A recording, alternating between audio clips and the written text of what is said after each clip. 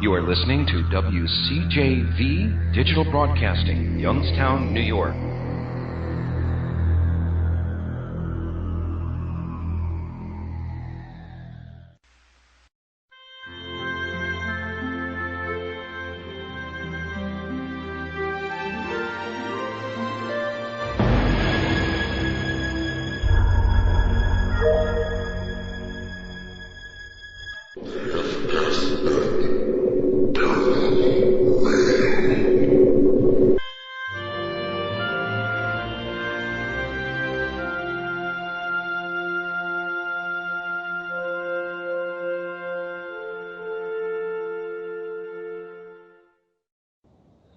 Hello, everybody. Welcome back to Half Past Dead Paranormal Radio, the paranormal and strange.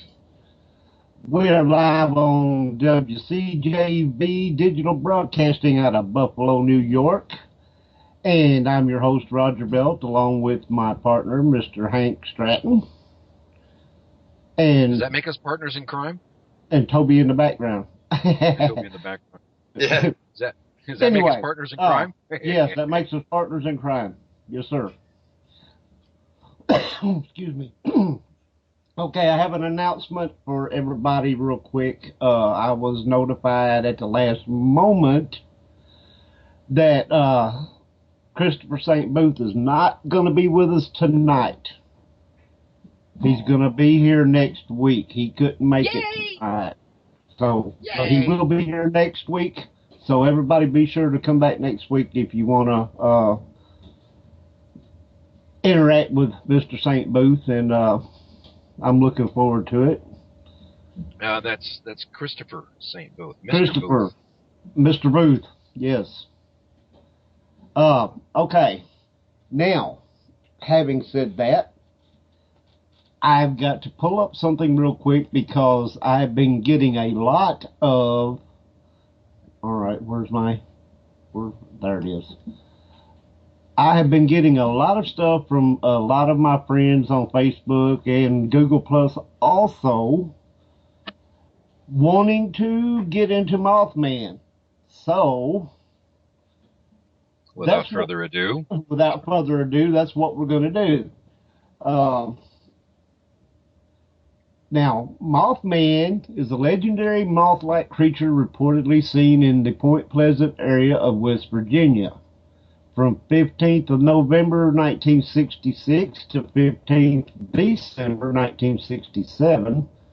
The first newspaper report was published in Point Pleasant Register dated 16 November 1966 titled, "Couple Sees Man-Sized Bird Creature." Mothman was introduced to a wider audience by Gray Barker in 1970, later popularized by John Keel in his 1975 book, The Mothman Prophecies, claiming that Mothman was related to a wide array of supernatural events in the area and the collapse of the Silver Bridge. And I remember watching something about that, about some kind of thing. I can't remember. It was a very good movie. Yes. In 2002, film Mothman Prophecy starring Richard Gere was based on Keel's book. Now, history-wise, here it says, on November 12, 1966, 5 men who were digging a grave at a cemetery near Clendenin, West Virginia, claimed to see a man-like figure fly low from the trees over their heads. This is often identified as the first known sighting of what became known as Mothman. Shortly thereafter, on November 15, 1966, 2 young couples from Point Pleasant, Roger and Linda, not me, Scarberry and Stephen Mary Malette, Malette, told police they saw a large white creature whose eyes glowed red. When the car headlights picked it up, they described it as a large flying man with 10-foot wings following their car while they were driving in an area outside of town known as the TNT area. the site of a former World War II munitions plant. During the next few days, other people reported similar sightings. 2 volunteer firemen who sighted it said it was a large bird with red eyes.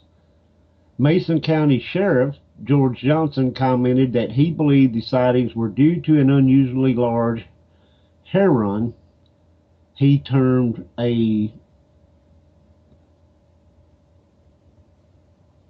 how do you say this without it sounding vulgar? Shitpoke.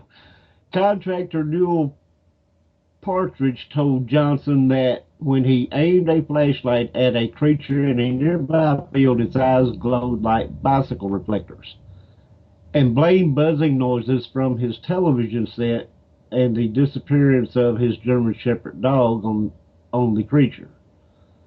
Wildlife biologist Dr. Robert L. Smith at West Virginia University told reporters that descriptions and sightings all fit the sandhill crane, a large American crane almost as high as a man with 7-foot wingspan, featuring circles of reddish coloring around the eyes, and that the bird may have wandered out of its migration route. There were no Mothman reports in the immediate aftermath of the December 15, 1967 collapse of the Silver Bridge and the death of 46 people, giving rise to legends that the Mothman sightings and the bridge collapse were connected.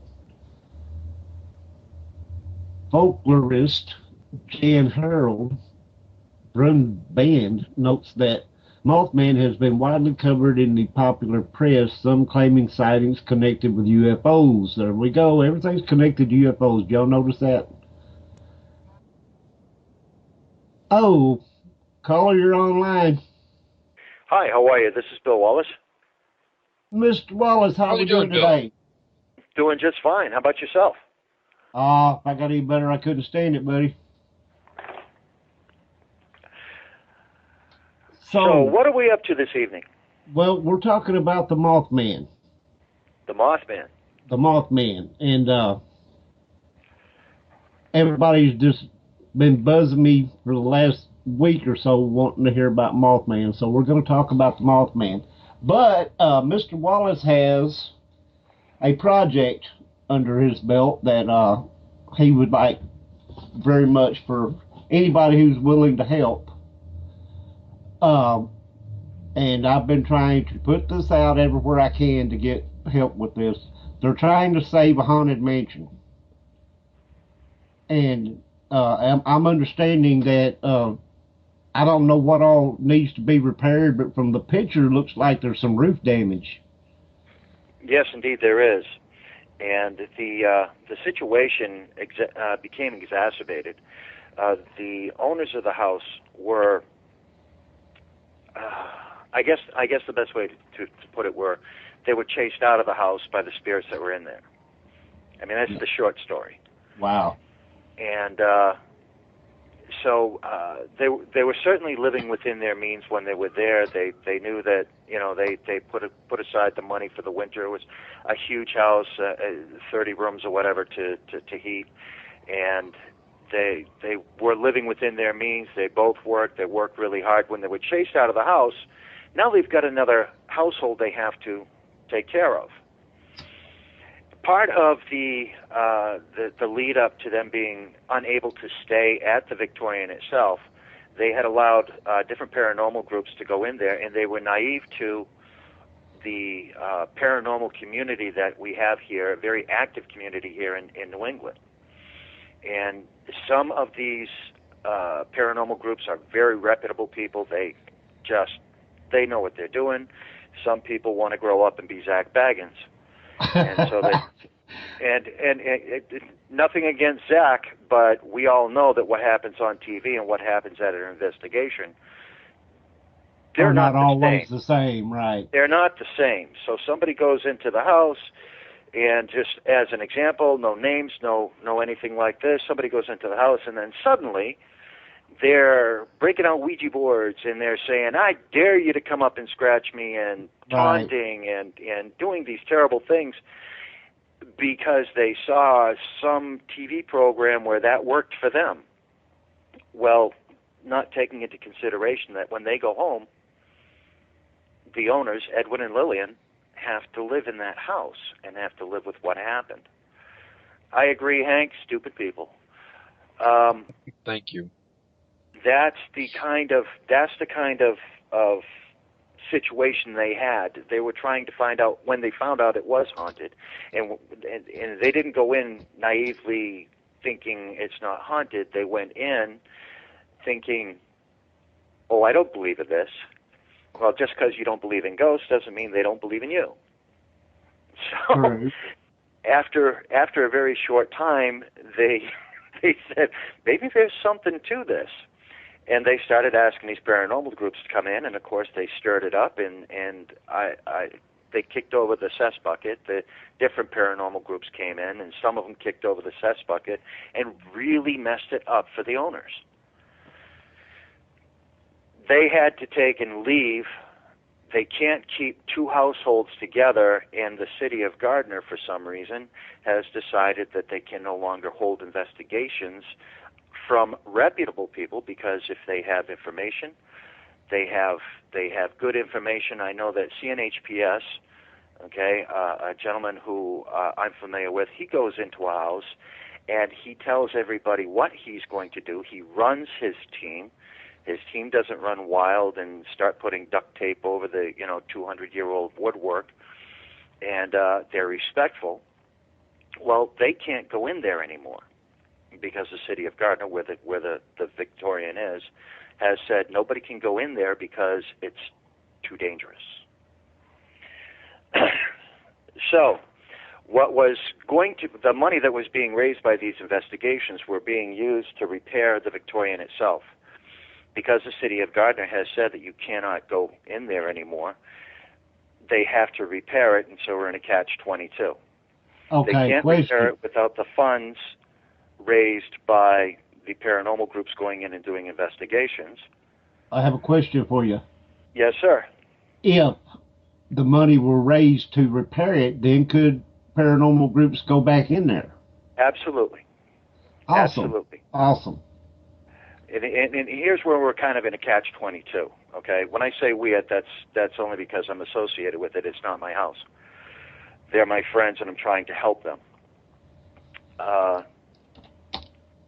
If the cost of putting all these exit lights and chimney flue stuffing and the third floor repaired and the roof repaired and the water pipes and everything else like this, if this all gets done, it was unfortunately, when this all gets done, then paranormal groups can begin to go back in there and investigate it for the spiritual and scientific anomaly that it is. Right. Not to go in there, and God bless Lillian and Edwin, they have the patience of Job. I don't. They do not allow the cartoon investigations. I don't know how else to put it.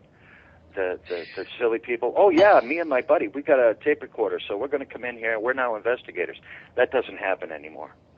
You have to, if you're going to show up and investigate at the Victorian from this point onward and until it gets opened up and be able to be opened up for the public, you're going to have to show bona fides. I have gone to this place. These are people that we've investigated for, and any good team will have that laundry list of people who they have helped out. Right. And go forward from there in a positive manner. Because any good team is going to have their references.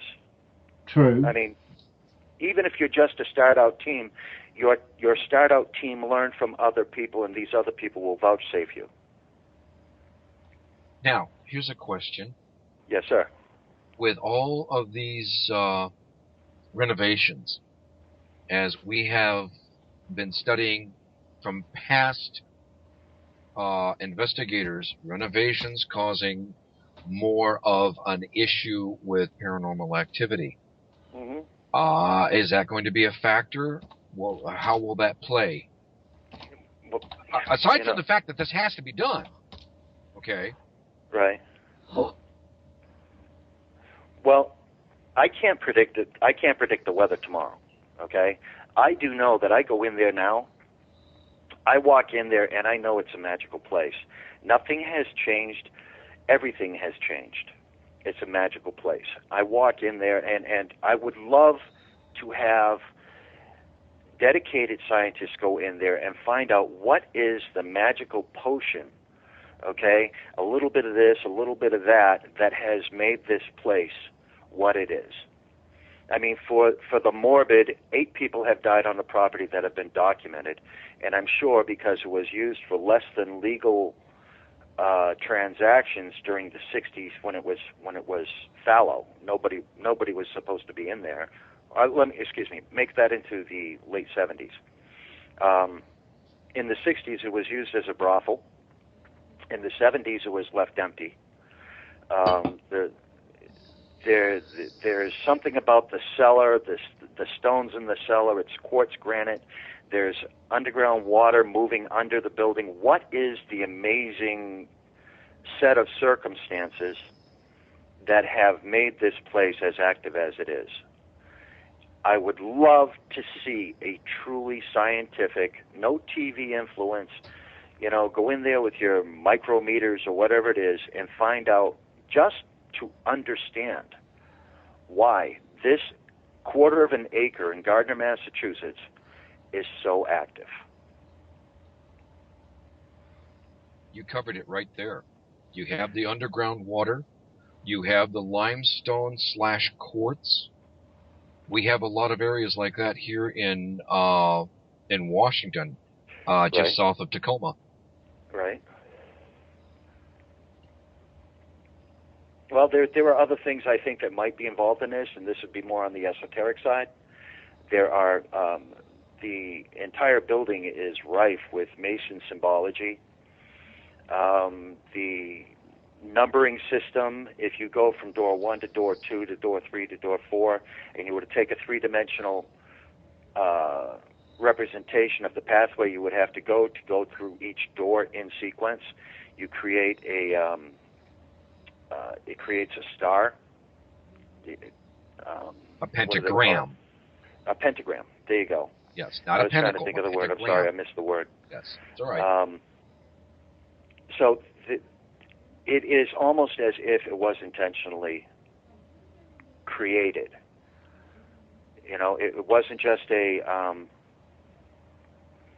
it wasn't just an accident that they put this house in this way, in this design, on this land. And that's, well, I don't know if you know or not. I know for me, it's just amazing that, as you said, you have the quartz granite, you've got the water, you've got the designs, and the place itself was built by S.K. Pierce, and he is a cabinet maker. He built the house for his wife. That's how the story goes. He built the house for his wife. She died 6 months after she moved into the house. The people who were building his cabinets and chairs and dressers and divans, they're the same people who hung the doors and set the woodworking like that. And you've got a 3-story tall, 30-room cabinet. Doors, 350-pound doors, hung 130 years ago. You still move them with your finger. You can just breathe. And it's not just 1 or 2 doors. Every door in the house is like that. It's incredible. Didn't you say that was built by a cabinet maker? Yes, sir, it was. And so it's kind of designed as a big cabinet? It feels that way. And when you walk inside the house, you just are amazed by the details that you see. And every time I walk into any of the rooms there, I try and notice something new in each room. And I have been associated with this house, this property, for 12 years. And I still find things that I didn't notice before.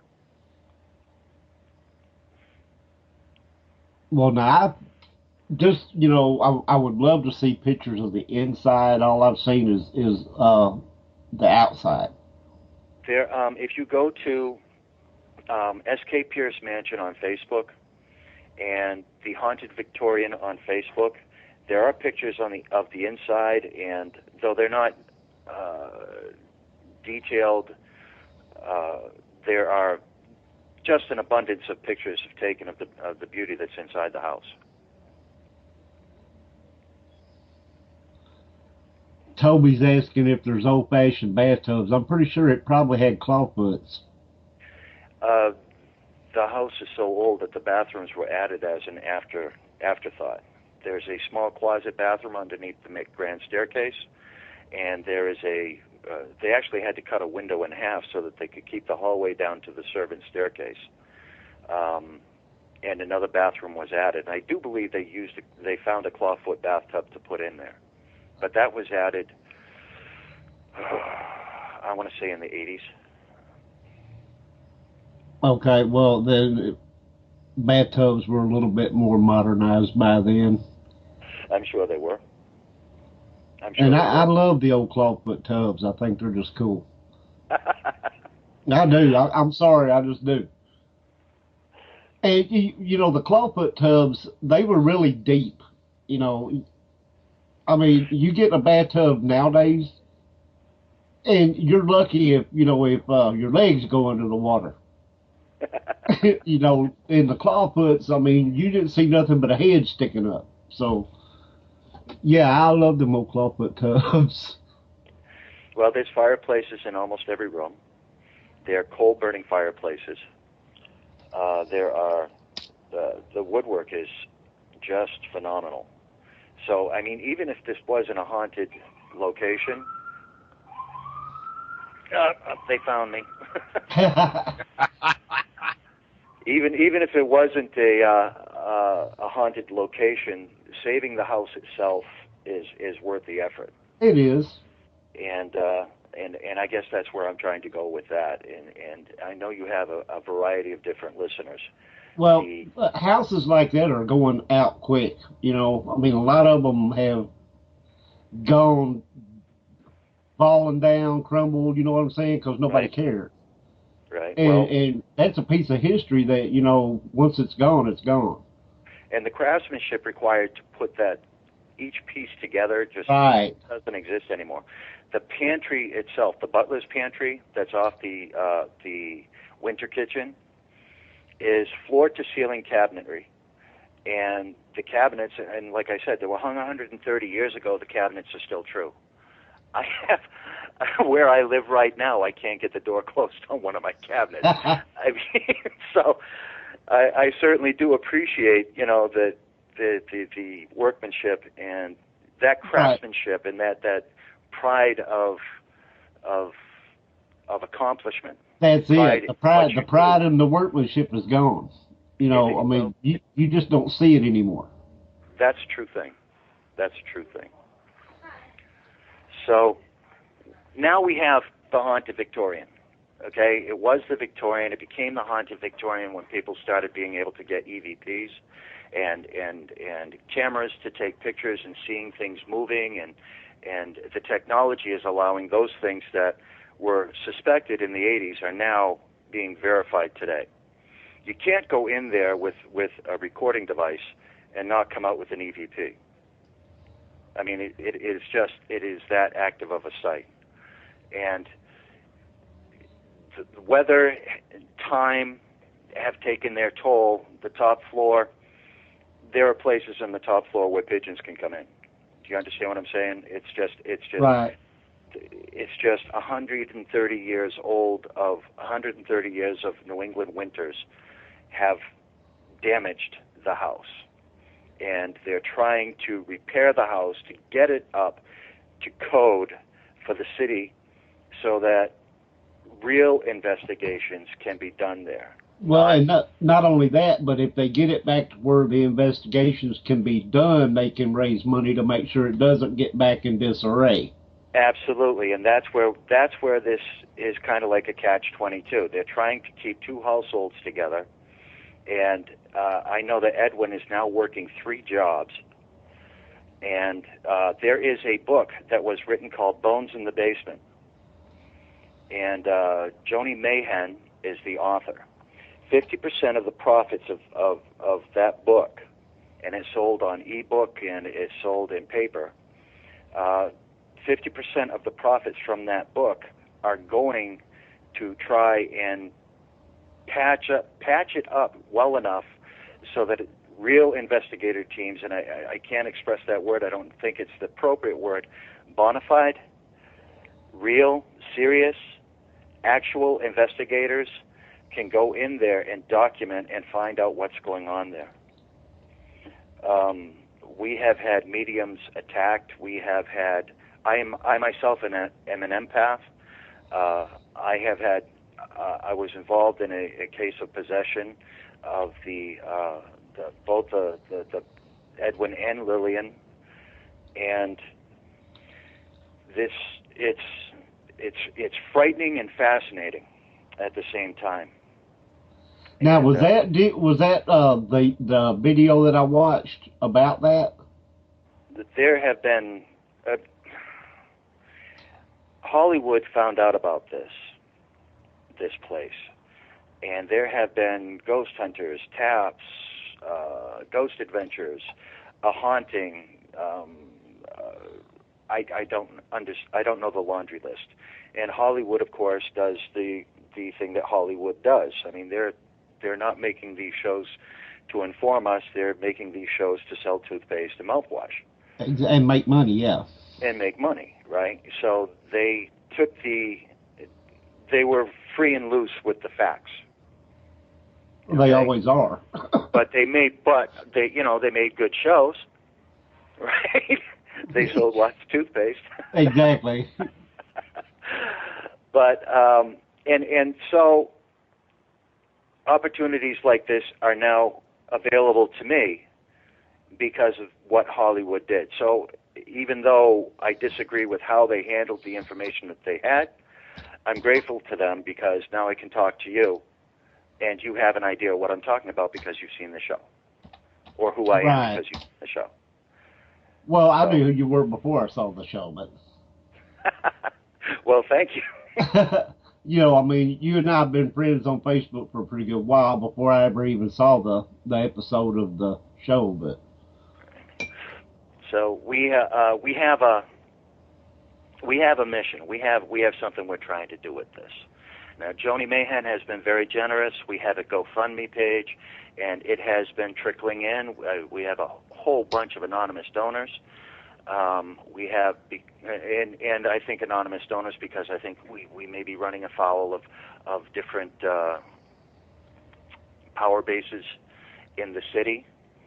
So anything that we can do to try and make this so that we can open it back up for investigations, that's our goal.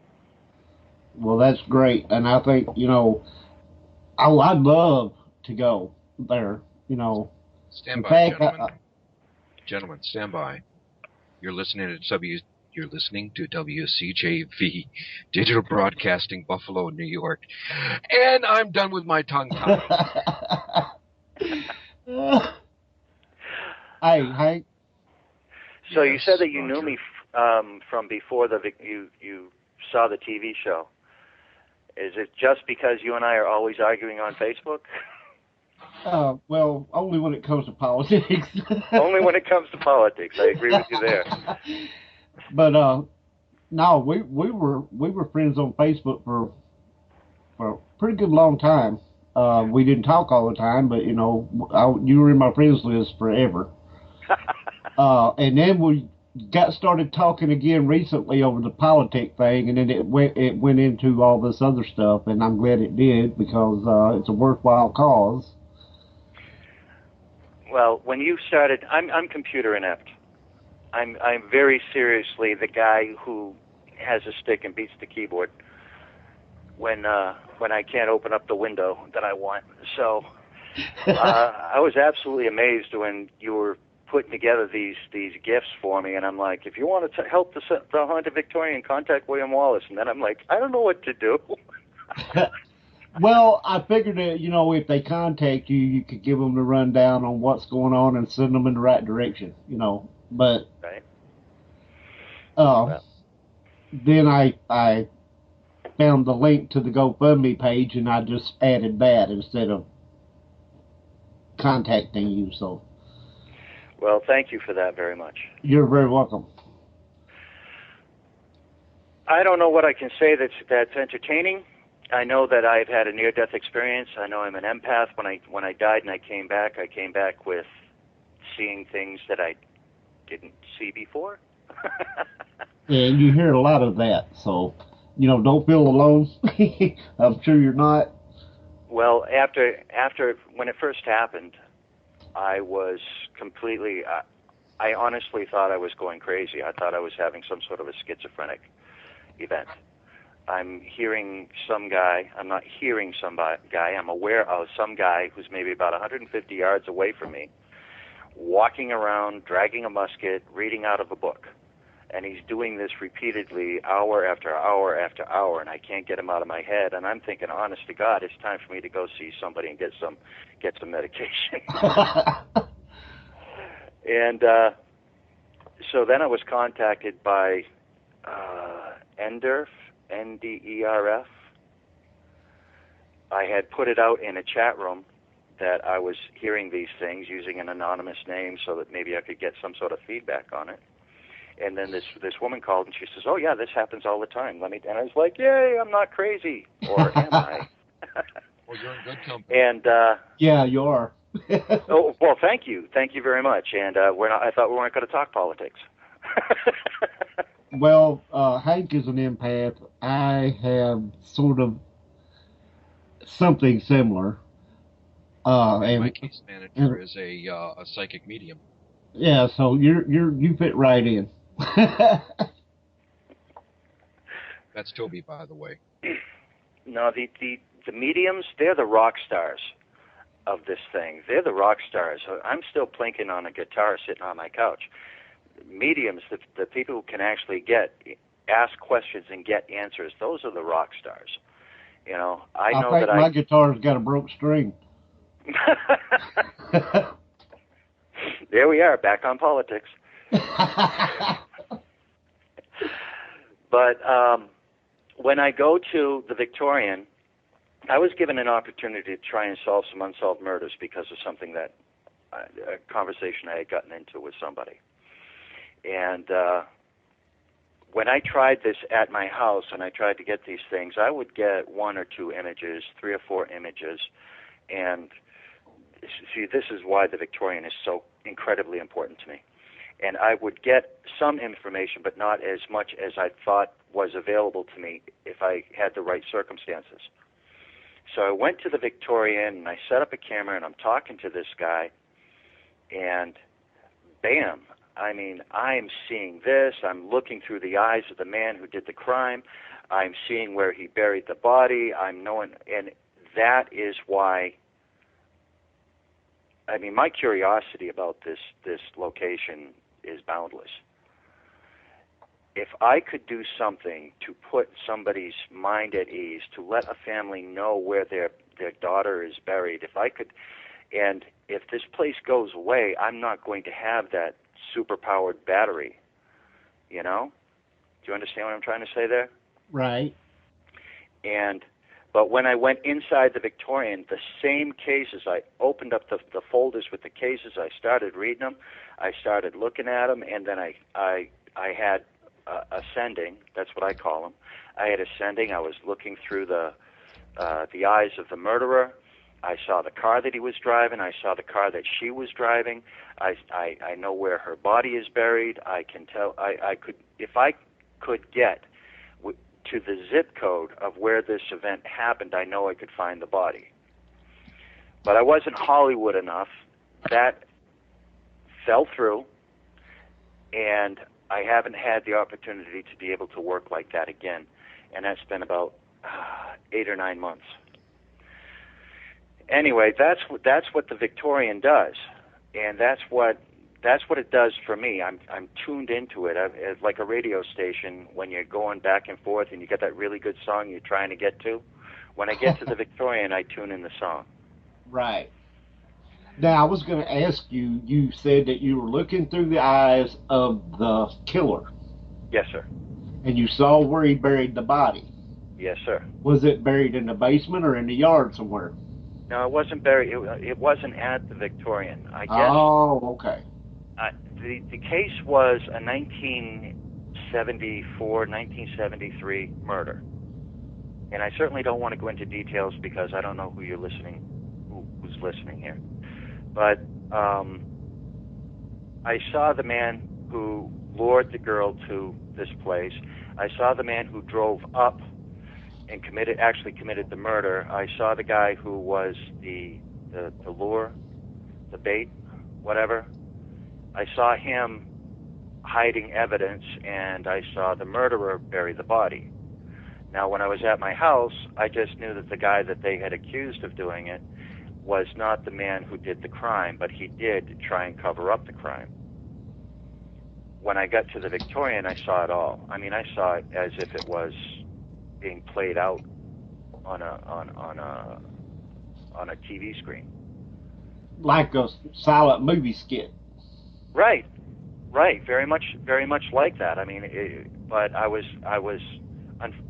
unfortunately a first-person viewer. Right. I looking through the eyes of the person who was the cameraman. I was the cameraman. Exactly. Okay? And but the cameraman was involved in the show, in the movie itself. Think of Blair Witch Project. How's that? Oh, I hated that movie. Oh my God. I know, it got me sick. Now the second one was a little better, I have to admit, but that first one, oh my God. I didn't bother with the second one. The first one, I had to leave the theater. Well, now I didn't watch it in the theater, but the second one actually had a little bit of a plot to it. The first one, all they were doing was running around cussing. I'm serious. Well, I don't know. If I was being chased by an evil witch, I'd probably be running around cussing too. Yeah, but you never saw anything but them running around going, F this and F that, you know, and I'm like, shut the up. Well, see, they were running differently than I would run because I would run in a straight line out.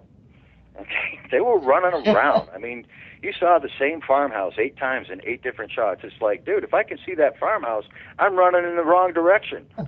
Yeah, and the second or third time you see it, it's like, maybe I should go the other way. There you go. Oh, my. So, anyway, that's what I am. I'm an empath. I have done a couple of things since I came into my own with it, and by coming into my own, I don't mean I got any stronger or weaker or anything like that. I just accepted it. I've had my near-death experience. I've gone to the Victorian. I've seen a whole lot of different things. I've helped some people out while they were at the Victorian. I've delivered messages from the other side to people, and I don't know. I have a passion for this thing. It borders on the obsession. I understand. Hank, you had let me know earlier that you wanted to get something in there. We've gone past it, Roger. I started saying I went on, and I didn't mean to do that. Yes, we know. Don't worry about it. Anyway, this is interesting. You know, I get caught up in it, and I love those kind of houses. I just love them.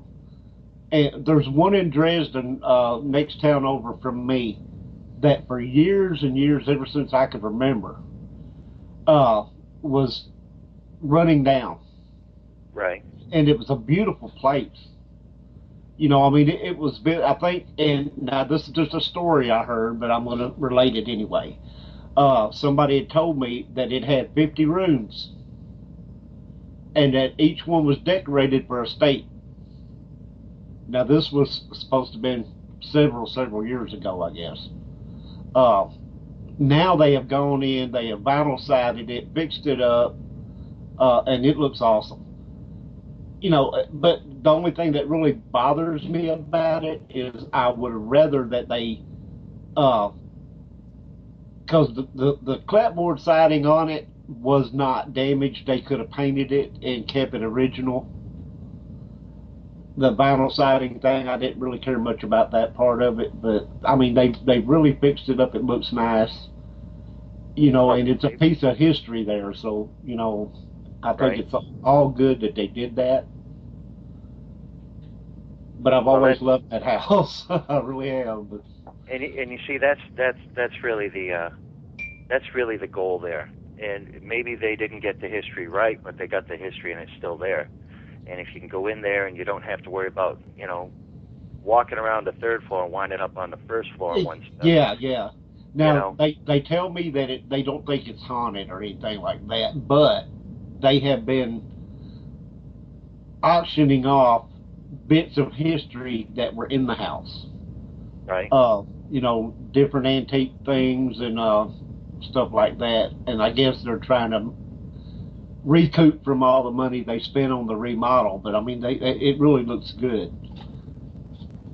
Well, And I'm just thrilled that some of these things are being saved. Some of these houses and homes and historic spots are being saved because, I mean, as we talked about earlier, the craftsmanship that goes into that just doesn't exist anymore.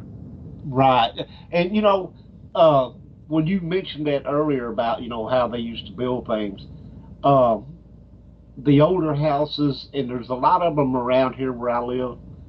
They're not like mansions like that, but now there is a couple that look like mansions. But the ornate wood carvings that they use, like on the porches and stuff, the little, and also on the eaves of the house, Right. it would have the little ornate carvings. You don't see that anymore. I mean, that's long gone. Well, it's efficiency. It's all Right. about efficiency. Throw them up, hurry up, get them built, sell them. Right. You know. I'm afraid, unfortunately, the craftsmen today, they're saying, well, I can hang 60 sheets of gypsum board. I'm good at my job. And Right. then there was that guy who would take a week to carve out those 3 ornate lintels that were going to be put on a porch. Exactly. He was good at his job. Unfortunately, they had the same title. Yeah, carpenter. Oh, yeah, that and I've seen a newer house that had some trim work sort of like that, but you can tell that it's plastic and it's made of mold. Right. I mean, it probably took those guys back then, a lot of long days carving out all this intricate stuff that they did. If you have the opportunity to come up here to Massachusetts, I promise you, Roger, I will take you over to the Victorian, and we will walk around it. You'll be able to get all kinds of pictures and build your very own mansion out of the things that you're going to be able to get from it. Awesome. Well, one of these days when my ship comes in or I win the lottery, I'll do that. All right, then. I always say when my ship come in, it'd be a rowboat with a hole in it. I got a flat bottom aluminum skiff with a 2.5 horsepower motor on it, and I'm trying to cross the Atlantic, but I'm on my way. Right. Hey, everybody has to start somewhere. Exactly. CJ, just doing some production junk, that's our darling CJ. She's the greatest, you guys. So a little shout out there. But anyway, I think it's a really well worthwhile project. I hope that everybody will go to the GoFundMe link, and if you can donate $1, donate $1. Well, no, I think it'll only accept 5. That's the lowest denomination it'll take. So if you can donate $5 and it won't, take dinner out of your mouth, y'all go do that. It's worthwhile. I want to thank you all very much for this opportunity to speak about my obsession, and I hope that this will generate some interest, if not revenue. And that's really what we need. We need people to be interested in trying to save this piece of history. Well, and also, I'm sure that if a person was to donate to help save the place, that if they wanted to go up there, that Mr. William would take them over, let them get some pictures of the place, look around, and like he said, you can create your own uh, uh, scrapbook, I guess, whatever you want to call it. Be very interesting. Well, I can't make any promises. I don't own the property. Edwin and Lillian are my friends. Until we get the city of Gardner, we get it repaired enough so the city of Gardner will allow investigations inside. As soon as that happens, yes, sir, Well, I promise you. Well, I'm not I'll be more than happy to referring, walk people around. I'm not referring to investigations at this point. Just maybe a little brief tour, Yes, sir. and explain about where things went on, stuff like that. Not an investigation thing yet. Although that would be great. I'd love to do that. Well, that is my goal. My goal is to get it. My goal is to get enough money put into the project to make it so the city of Gardner will allow us to have investigations. And by we I mean several people who are involved in this have contacted different colleges, different paranormal groups that have their bona fides in a row, and everyone's just waiting on this to get to the point where they can get back in and start doing the things that I hope will be done to validate this property. Now, to your knowledge, was there any? You said there was 8 murders there, or 8 people died there. It's documented that there are 8 deaths. Okay. Do you know if there were any of the bodies buried on the property anywhere? I have my suspicions about something, but it's not a documented death. So all I can do is make an assumption, and that's based on a feeling. And if you're a fellow empath, you get feelings. Exactly. And I got a feeling that there's something that's down on the other side of the cellar wall. And I know that there was an access tunnel that went from the factory to Mr. Pierce's house, which is the house that we're talking about. Wow. Where was the factory located from the house? I would say it was about 300 foot from the front door. Wow. And the tunnel went under the road. Right. At the time, it was a 2-lane cobblestone road, and it went from the cellar of the mansion over to the first floor of the factory that he had built. And I honestly believe, and it's just a feeling I have, that there is a body on premises in that tunnel, at least one. Now, see, that would be interesting if you could find that. Yeah, it sure would. It would creep me right the heck out. Yeah, I'm sure it would. But the poor soul that's there could maybe finally get some peace and rest. So. Right, and I agree with you there. Right now, the tunnel is blocked off. They used not the same type of stone, but they have a different type of stone and used cement and mortar and closed off the tunnel. I believe it was being used as when the house was fallow, it was used as an access to get to and from the factory, which had gone into disrepair and was empty. They could go from the factory into the house. Nobody could see it, and it was being used as a flop house and several other things at the time. And it was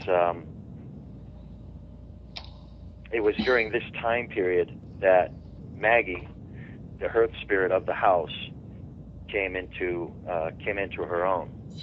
Now, when you've got what's called a shooting gallery, I don't know if you're familiar with that on the West Coast. Here, it's an abandoned house where they put mattresses on the floor and everyone shoots up heroin. So it was being used as a shooting gallery. Now, this is all original woodwork inside the house. Maggie kept the people who were in there from vandalizing the building itself. And she was the hearth spirit that was walked out. And I don't know if you saw the show A Haunting. Yes, that's what I was referring to earlier. Okay. Well, there is one scene in there where a gentleman is doing an exorcism. Okay, and he's wearing the accoutrement of I believe it was a Catholic priest. And he got rid of the wrong spirit. Yes, he did. He got rid of the most powerful spirit in the house.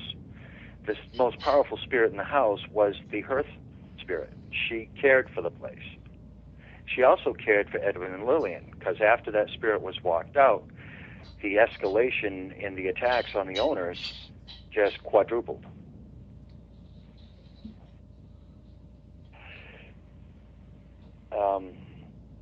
Anyway, while the drug dealers were in there, while the drug users were in there, if you go to a regular shooting gallery style house, you'll see that they take 55-gallon drums, cut them in half, burn the wood in there to keep themselves warm, and it destroys the house.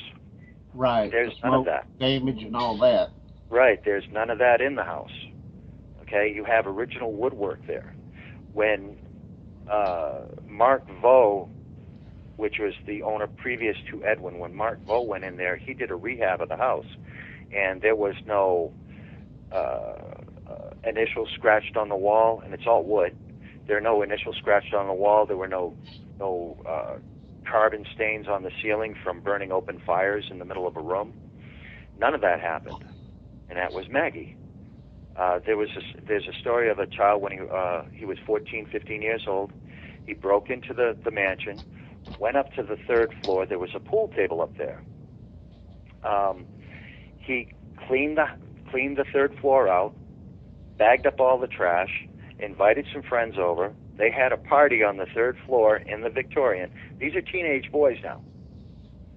When they left, they took their trash with them, and they cleaned the house up again.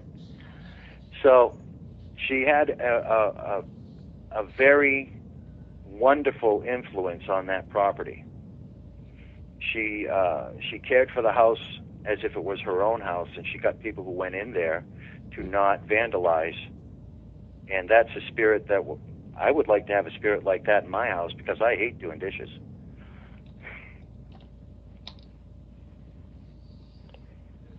Well, so do I. Not that I'm exempt or anything like that. I just hate doing it. I got a dishwasher. I was like, woohoo! Yeah, I got one too. 2 hands. Yeah. I used to call my wife my dishwasher. I bet that didn't go too well. Only once, but I did. Only once. I can see that. Hank said a house elf. Well, I don't know what else I can talk to you about. You have been so generous with your time, and I'm very sorry to have taken your listeners away from the moth. Nah, hey, it's a good project. You know, I think everybody was interested. And most people are like me and Hank and Toby and the rest. You know, we love those old Victorian houses. Well, I am on Facebook, William Wallace, and I'll be more than happy to friend anybody and talk to anybody about this project or just about anything. I am an empath. I don't do readings. I don't do tarot, and I certainly don't do Ouija. No, but he does politics. I'm trying. I'm trying real hard. I'm trying real hard to make this happen. Politics? No. Fundraising? Yes. So thank you again, both of you. You are very welcome. And come back anytime you want to chat or hang out or just see what's going on, because we always have a little fun. Thank you very much. Have a great evening, guys. Hey, Bill, before you go. I'll be listening. Hey, Bill. Thanks. Before you go. Yes, sir? Bill? Yes. Before you go, just an FYI. Here on CJ Mars, we're always looking to help other groups like this with their funding. Same thing like we do with Iron Island Museum. We're trying to get the word out for them too. Right. So you're just another cause that we really want to promote. All right. Well, thank you very much for that. And promoting your political views as well. No, I don't know so much about that. I've got to tell you, Roger and I were arguing back and forth, and we were getting a little bit too personal with the walls, and so we started messaging each other. And the first thing that he told me is one of the first things he said is, that's really great. You'd fit in with our listening group on the Half Past Dead Paranormal radio show. And I said, we're not going to talk politics, are we? And he said, no. I said, okay, I'll come on. William's a great guy, and it's a great project that he's working on, and I hope everybody will try to go and donate a little bit. Well, something that, just a quick plug out here. Joni Mayhem on Amazon Books has a book called Bones in the Basement, and it's all about it really is a collection of some of the more fantastic stories of things that have happened to Lillian and to Edwin and to several of us. I'm in the book as well. Okay, it's called Bones in the Basement. 50% Awesome. of all the proceeds of this book, all the profit of this book, 50% of those profits go to restoring the Victorians. So, drop $10 on an ebook and help us save the Victorian. Okay, Bones guys. in the basement? Bones in the basement. Bones in the Basement. Oh, and one other thing before you go, Bill. Yes, sir. I noticed on your picture, you and I basically have the same hairstyle. I strongly recommend shimmering lights. I strongly recommend shimmering lights. Just be easy with it because it will turn your hair blue if you use too much of it. My wife is a stylist, and she has me using this purple shampoo, and yeah, I go way white. Now, yeah, that's probably what it is, shimmering lights. Just to let you know there, Bill, if you go on Hank's page there and look at his picture, right? All he needs is the red suit and the cap. Oh, I've done that. I do. I've done that. Nothing shuts up a kid in a grocery store in the cereal aisle like some guy who looks like Santa leaning over him saying, "I'm watching you."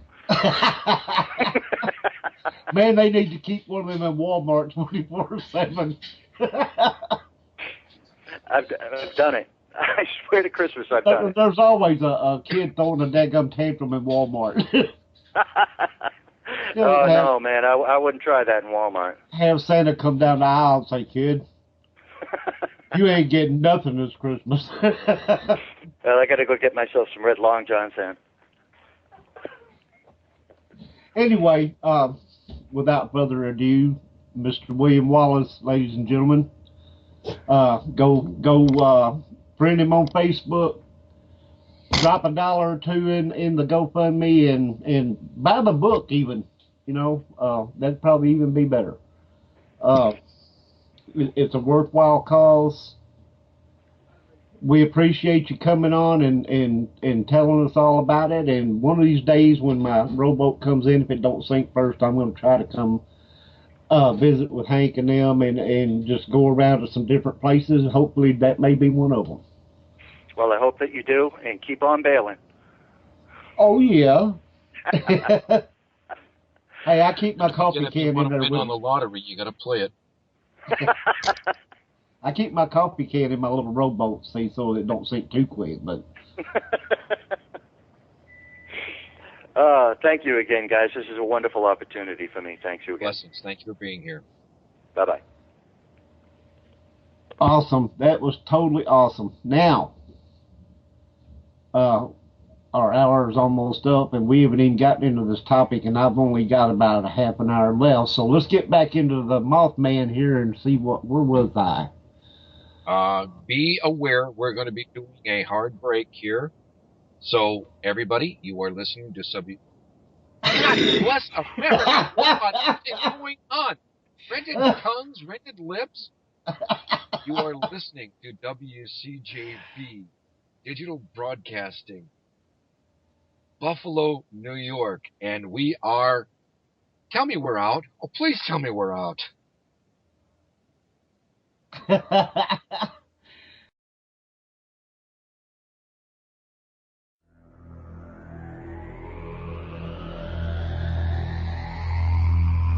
You are listening to WCJV Digital Broadcasting, Youngstown, New York.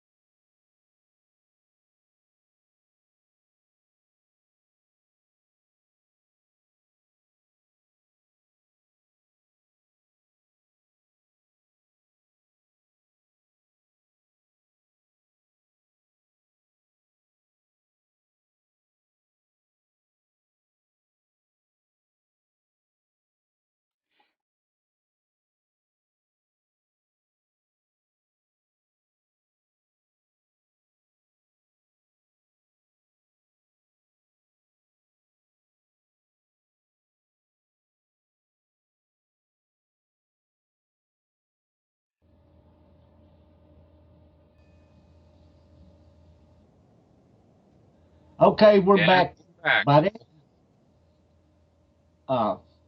Picking up where we left off, folklorist Jan Harold Bruinvan notes that Mothman has been widely covered in the popular press, some claiming sightings connected with UFOs, and others claiming that a military storage site was Mothman's home. Brunvan notes that recountings of the 1966-67 Mothman reports usually state that at least 100 people saw Mothman, with many more afraid to report their sightings. But observe that written sources for such stories consisted of children's books or sensationalized or undocumented accounts that fail to, quote, identifiable persons. Brunvan found elements in common among many Mothman reports and much older folk tales, suggesting that something real may have triggered these scares and become woven with existing folklore. He also records anecdotal tales of Mothman supposedly attacking the roofs of parked cars inhabited by teenagers. Now, Hank, you and I think even Toby on one of the shows before had talked about how legends were based in fact. And that's basically what this guy's saying right here about Mothman. Claims of later sightings. Ufologist Jerome Clark writes that many years after the initial events, members of the Ohio UFO Investigators League re-interviewed several people who claimed to have seen Mothman, all of whom insisted their stories were accurate. Linda Scarberry claimed that she and her husband had seen Mothman hundreds of times, sometimes at close range, commenting, "It seems that it doesn't want to hurt you, it just wants to communicate with you." Cryptozoologist Lauren Coleman claims that sightings of Mothman continue and told USA Today he re-interviewed witnesses described in Keel's book who said Mothman was a huge creature about 7 feet tall with huge wings and red eyes, and that they could see the creature flapping right behind them as they fled from it. Now, that's all the info that was in this. But it does mention, as I said, basically about, the Mothman scare being based in some kind of fact. Possibly there might have been a large bird, as was mentioned earlier, like some kind of unique crane that grows, almost as big as a man with 7-foot wings, what have you. With the red stuff around the eyes, which would at nighttime would probably, if something reflected on it, would look like red glowing eyes. Look at. I thought you took a breath there. Well, if you look at the Lost Creek Medicine Bow link that I sent or the posted, there are some pictures that look like. I'm familiar with these. Toby, help me out. Are the jumpsuits where glide suits before you hit the chutes? There seems to be a few pictures of that sort of configuration. If you scroll down, there's one Mothman in Chicago. The photo date on that is 2011.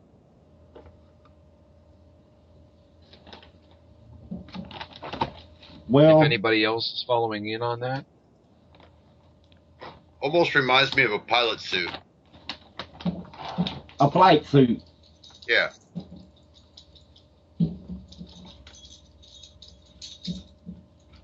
You know those go ahead. You can attach almost anything to those flight suits from the back.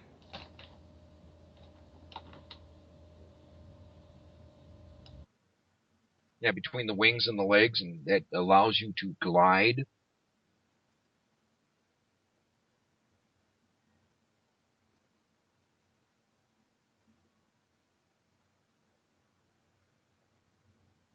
You're referring to like the parachutists that jump out of the planes and then they all float, free float and all that, and the sleeves and everything have an attachment to the suit where it expands, looks like a pair of wings. Yeah, like Dita says, like a flying squirrel. Yeah. Oh, gliders. It's called a glider suit. Suit's not.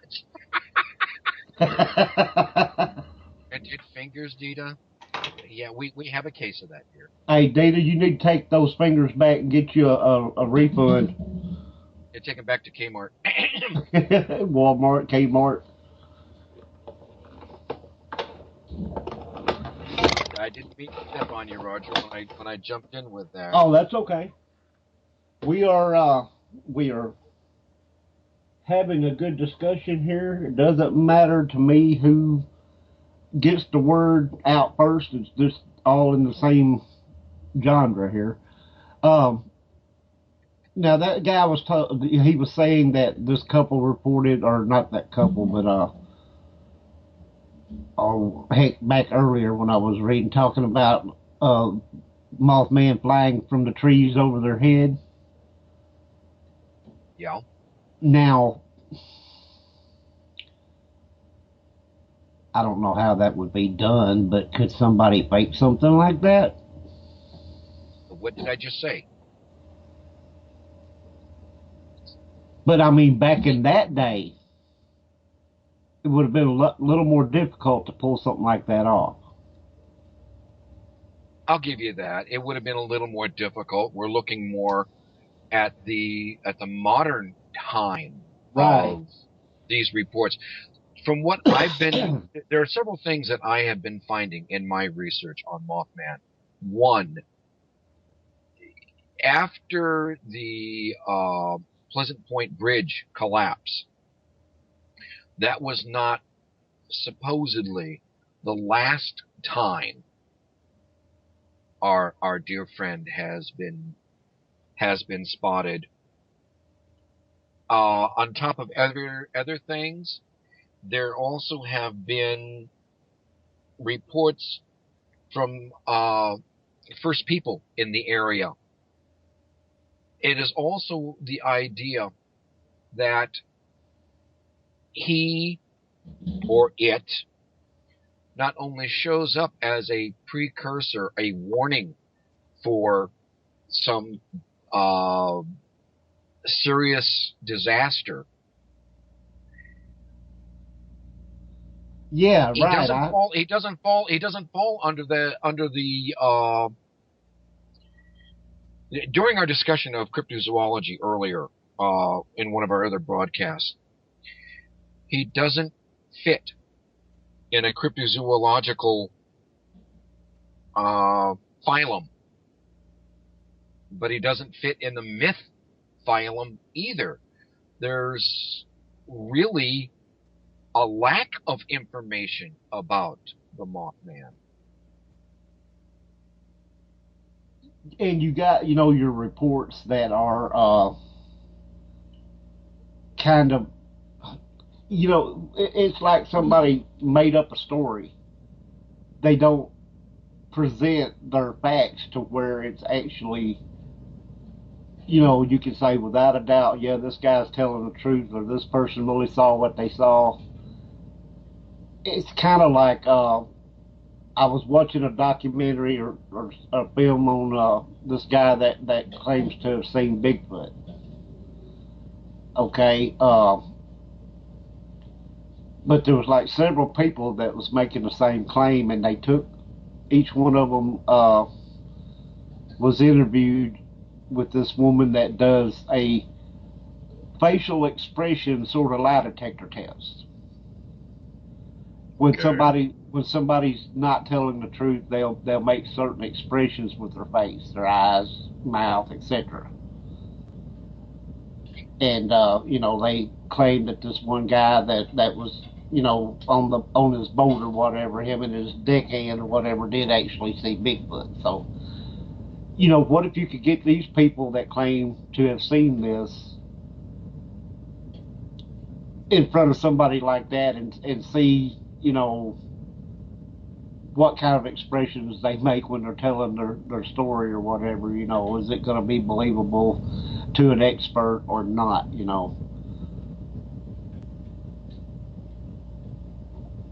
There's See that? No, go ahead. This is the thing with, I was going to say, this is the thing with Mothman. We have, believe it or not, we have more reputable information, and I say that with tongue in cheek, with the honey swamp monster, the Bigfoot, the Yeti, Right? Yes. Loch Ness, and all those other champs, and I can't think of the one in Tahoe, but we get the point. What is it about Mothman that seems to elude? I mean, like CJ posted earlier in the chat room, it was reported that he was seen before 9/11. And that's one of the things that they said is that, people felt like that he showed up just before that people would start citing Mothman just before some kind of tragic thing was going to happen. Kind of like a forewarning, like, hey, something's about to give here. You guys need to prepare. Yeah. Toby said New Jersey Devil about the same. Not really. Well, yes, it is. There's not a lot of credible information. Well, yeah, okay, that part. But yet at the same time, we got to give Mothman a lot more credit because there's more of a following with that than, sorry, Roger, the Jersey Devil. No, ain't no need to apologize. And I know he's one of your favorite subjects. I just, I like talking about interesting things, and of course, Jersey Devil is interesting. But the Jersey Devil wasn't reported being seen before a disaster or any kind of stuff like that. That's what I thought Toby was talking about.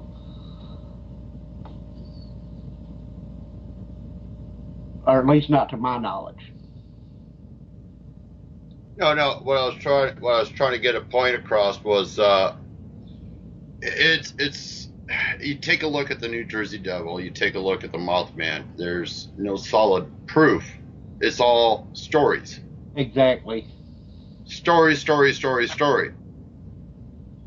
You could take a man, a real good man, and put him on a lie detector test. He could pass it. Right. So, where does this lead? I mean, there's no solid proof, concrete evidence. Like Hank said earlier, with Bigfoot, we got evidence. Now, I was going to ask this, and we got sidetracked, but supposedly there is people claiming to have seen Mothman even before 1966 when it actually started becoming well known. How far back it dates, who knows? My question is, if it is an actual creature, wouldn't it be as old as Moses by now? I think its wings would be a little crisp. And I hear your point. No, seriously. And again, back to the research that I've been doing.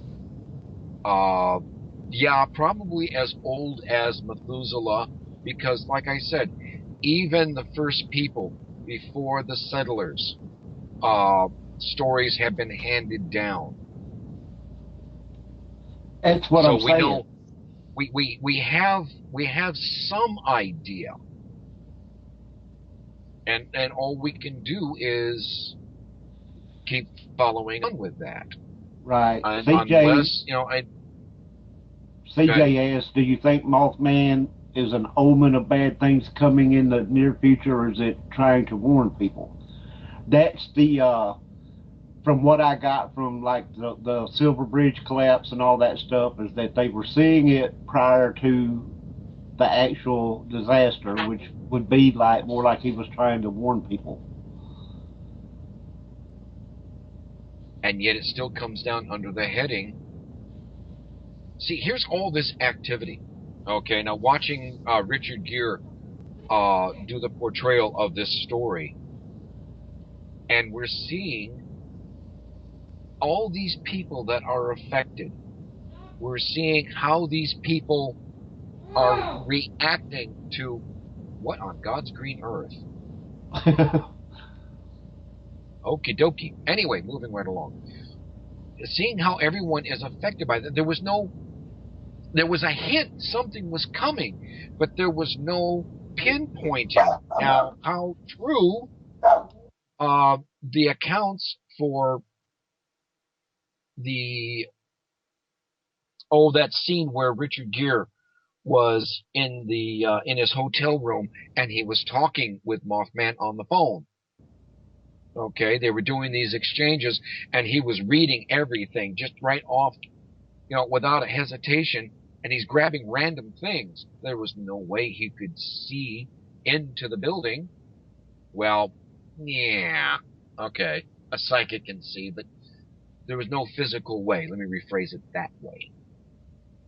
And it's one of those wonderful things that basically was followed on the X-Files. Good old Fox Mulder. Yeah. Oh, I love the X-Files. And speaking of that, now that you bring that up, Mulder's whole thing in the X-Files was basically proving that UFOs and aliens exist. Yet, during the seasons of the X-Files, which I've watched every one of them,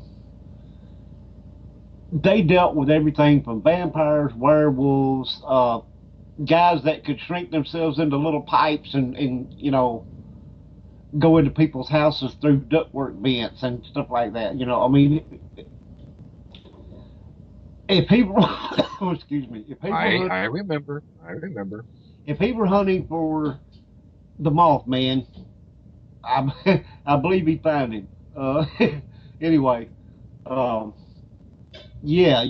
X-Files kind of portrayed all different kinds, and that's why I like that show, because it wasn't just about UFOs and aliens. It was about every kind of weird, strange, hence paranormal and strange here, folks. It was about all the different weird, strange things that people talk about besides UFOs. And yeah, I think there was an episode involving Mothman, wasn't there? Or moth-like. Yeah, I'd have to go back and watch them again to find out, but it's been a little bit. But and also Jersey Devil, I do believe. Lord knows enough movies about that too. Yeah. But anyway, point being is, when it gets down to the nitty gritty, do you believe in the Mothman or do you not? Based on what evidence has been shown, which is not really a lot. There's been other creatures that have been proven to be real that there wasn't really a lot of evidence on in the past. So, so could there possibly be, and creatures back in the day, we're talking dinosaur era, even, beyond, lived a very long life. So if a creature like that existed, yeah, he could probably still be around if he really exists, right? Even though there was reports back way before the 60s, I guess. So I'm going to have to get ready to... Well, let me throw this one thing at you, okay? And I'm not poking fun, okay? Because we're exploring. We're explorers.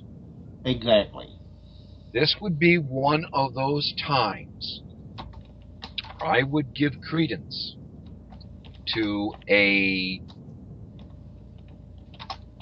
I know I'm going to get laughed at, an interdimensional creature trying to help mankind, humanity, that's better, humanity along in its way, because if you let's hypothetically play with this. If the Mothman were around when the Titanic sank, okay, could there have been more people saved? Very good point. The Hindenburg, let's think, we could almost take any disaster, and yet by that same token we have no people who win write the rules and write history. So we have no clue if Mothman was there. But I give credence to the idea. Hey, is he an interdimensional creature? Or it?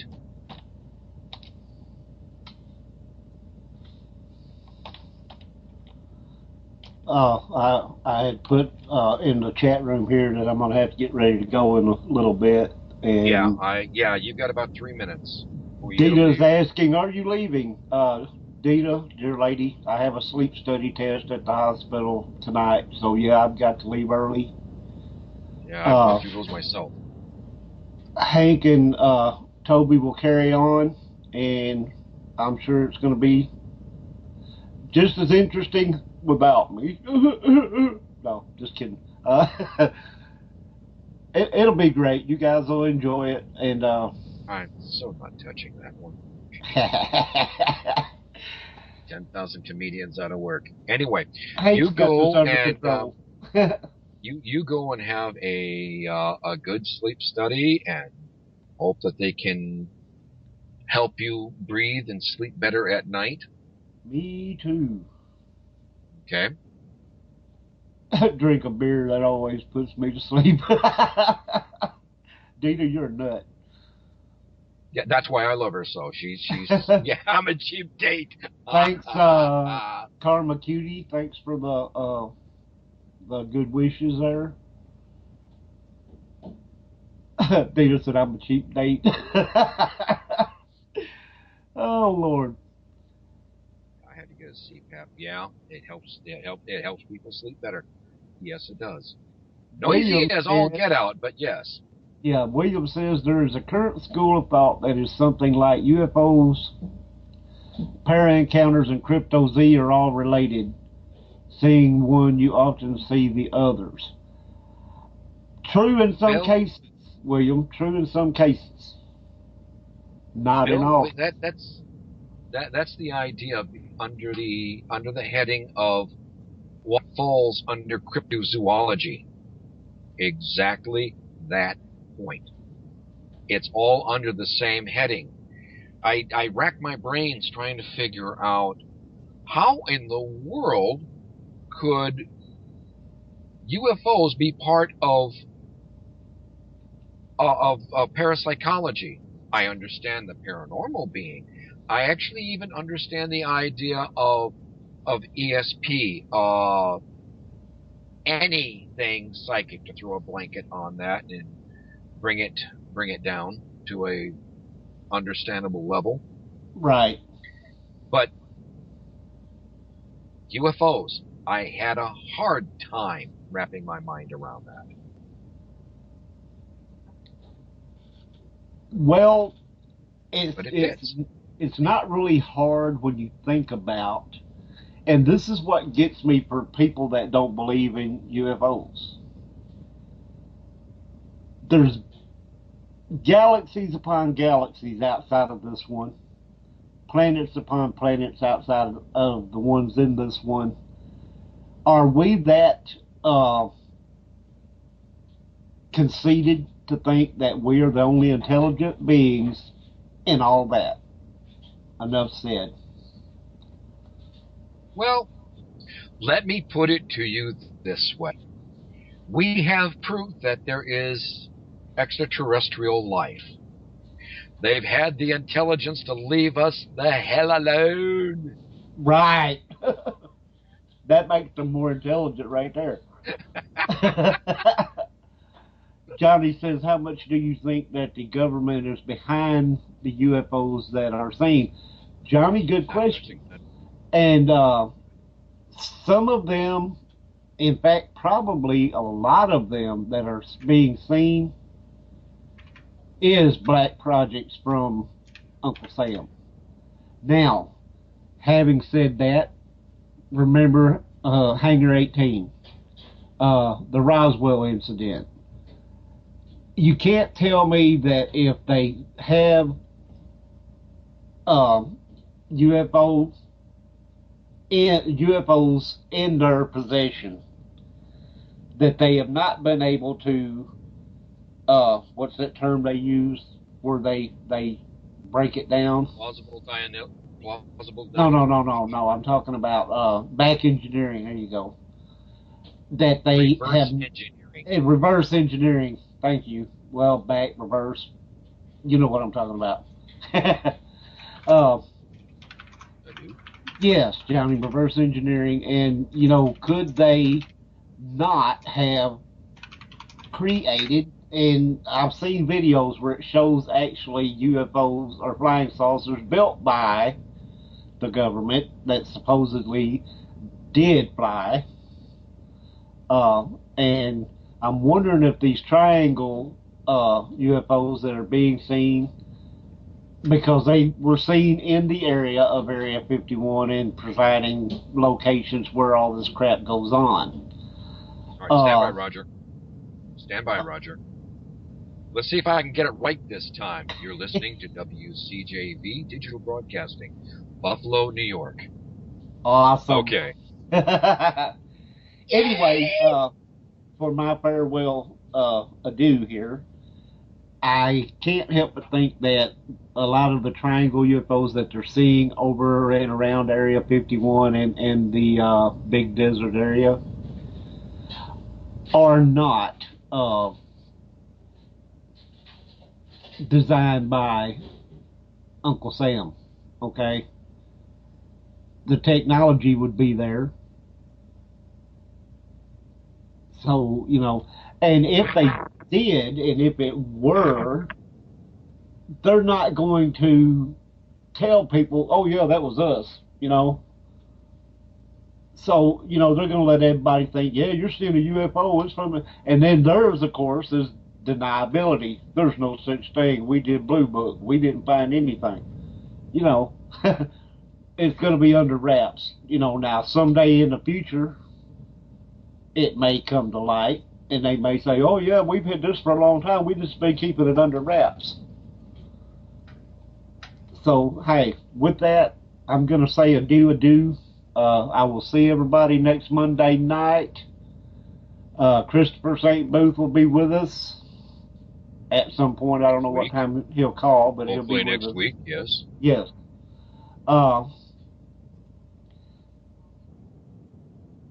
Yes, ma'am. We will have some more interesting topics to talk about in between phone calls and whatnot. And I thought Greg and Matt was going to call in. Maybe they'll call in after I'm gone. Who knows?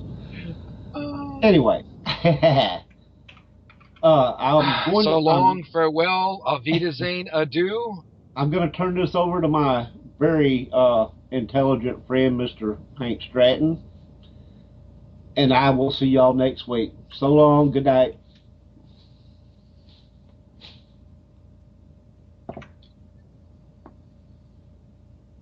Okay, now let's wait for him to close. I was just going to say, now let's wait for him to close the door, and then we can all... I am absolutely so evil. I know. I'm a terrible person. I'm a bad boy. Ted's good boy. I got to follow up on that. Which one? The UFOs. It was on CNN that in the New Mexico desert, it was a circular, round UFO. It made breaking news, to believe it or not. I checked on Fox for a better reliable source, and it wasn't on Fox. It was on CNN. It was on the local channel down there. But 2 F-15s were sent out to escort this thing as much as they could. And then they took off, and next thing you know, here comes a whole bunch of helicopters. Well, the guy that chases these UFOs... Painted black, right? No, it wasn't. It was silver. I'm not touching that. They had a picture of it. It was on, I believe it was Saturday. No, the helicopters, the black. Oh yeah, no, they were. I'm not sure what color. You just said there was numerous helicopters. Oh, okay. He couldn't get close to the site, so he had to take a picture as far away as he could, but it's kind of makes you wonder.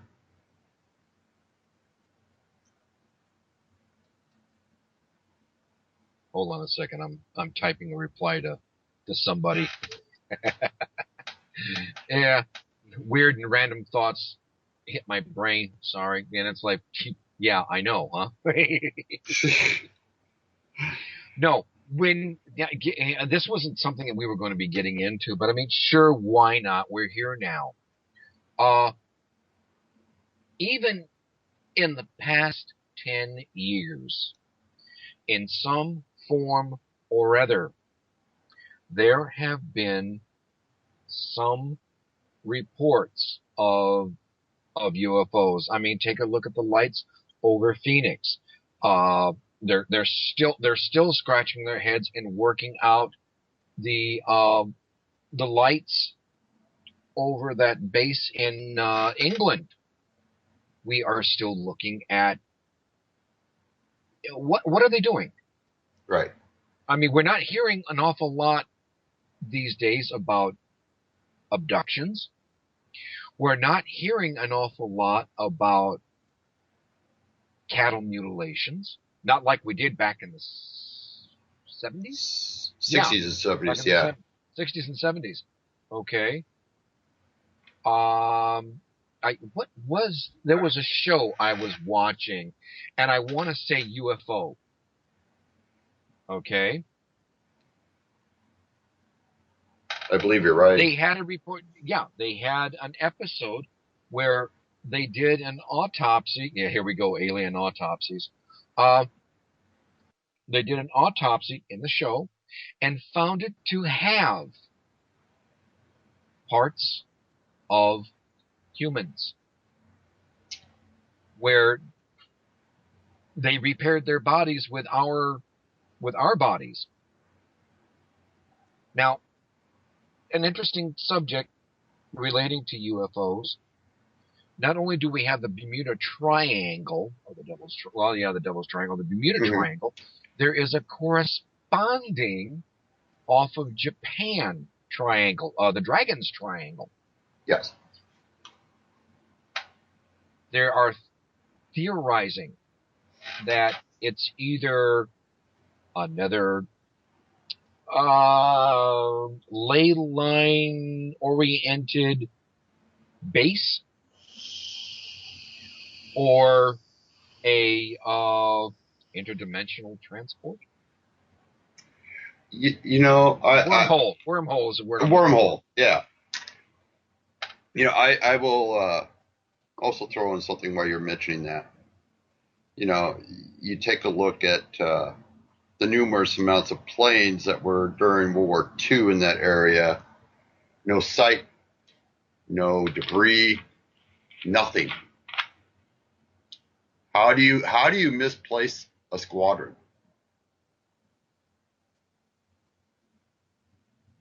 You can't. Yeah, right. If anybody says, "Oh, it's easy to misplace or to relocate a squadron of planes nowadays," you got another thing coming.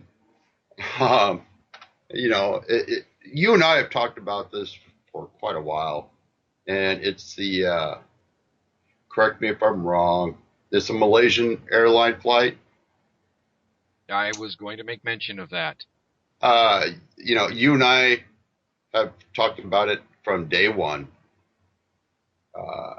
And I've shared pictures that I've got that are kind of basically almost removed from the web that I've shared with you. And these things are huge.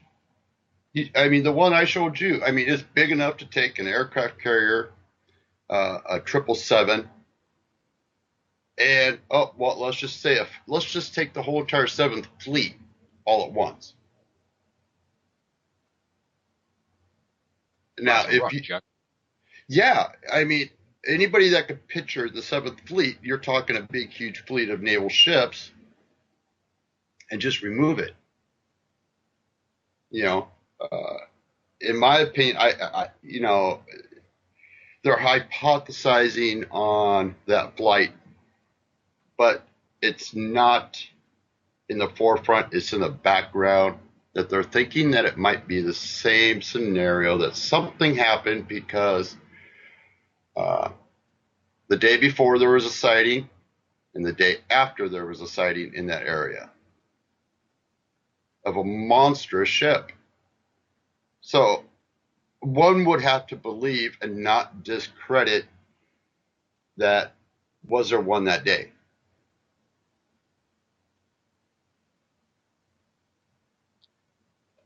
You showed me that that picture that you made reference to, and I hope I sent it to Dita, as to that one ship that covered 3/4 of the Atlantic, 3/4 of the Pacific Ocean.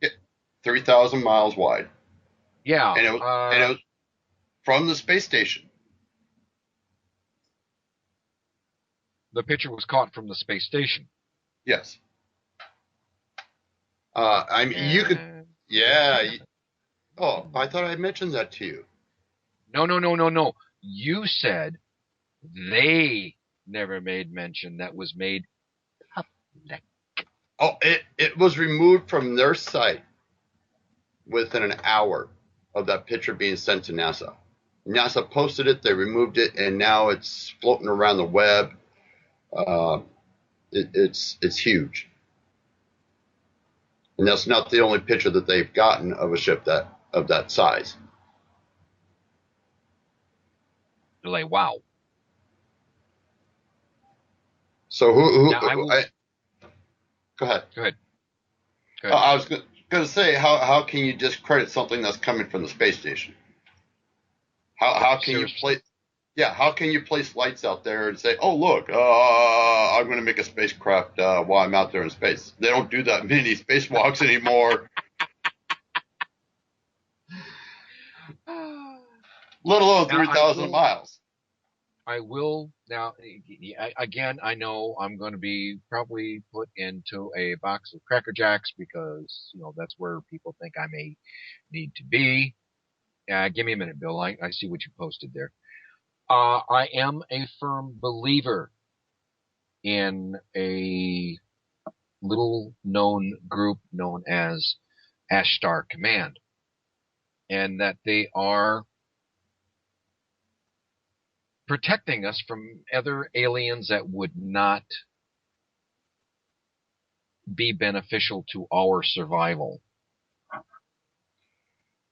Oh, yes, true. I just saw Bill's comment. He was in the Navy for years. Yeah. Now let's bring up. God, another swabby. Yes, another squid. Now, I don't know if Dita's seen it, but we'll talk about it and we'll have Dita jump up and down for a little bit. How about the picture I took while I was in Kosovo of the shiny object that's off in the distance, up in the air? Yeah, we have yet to actually figure that out. And just a slight note here, Karma Cookie, no, not Ashtar people. Ashtar Command. Ashtar Command is think of them as the United Federation of Planets. No kidding, no pun intended. And yes, I'm trying to remember if I got the picture. Yes, she saw the picture.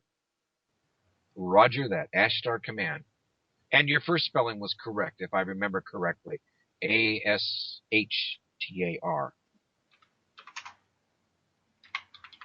I went and I've tried to find a link of. Okay, I must be stumbling on a truth here because I'm getting interesting chills here. I found a link that had to do with know where you are from. What kind of light being are you?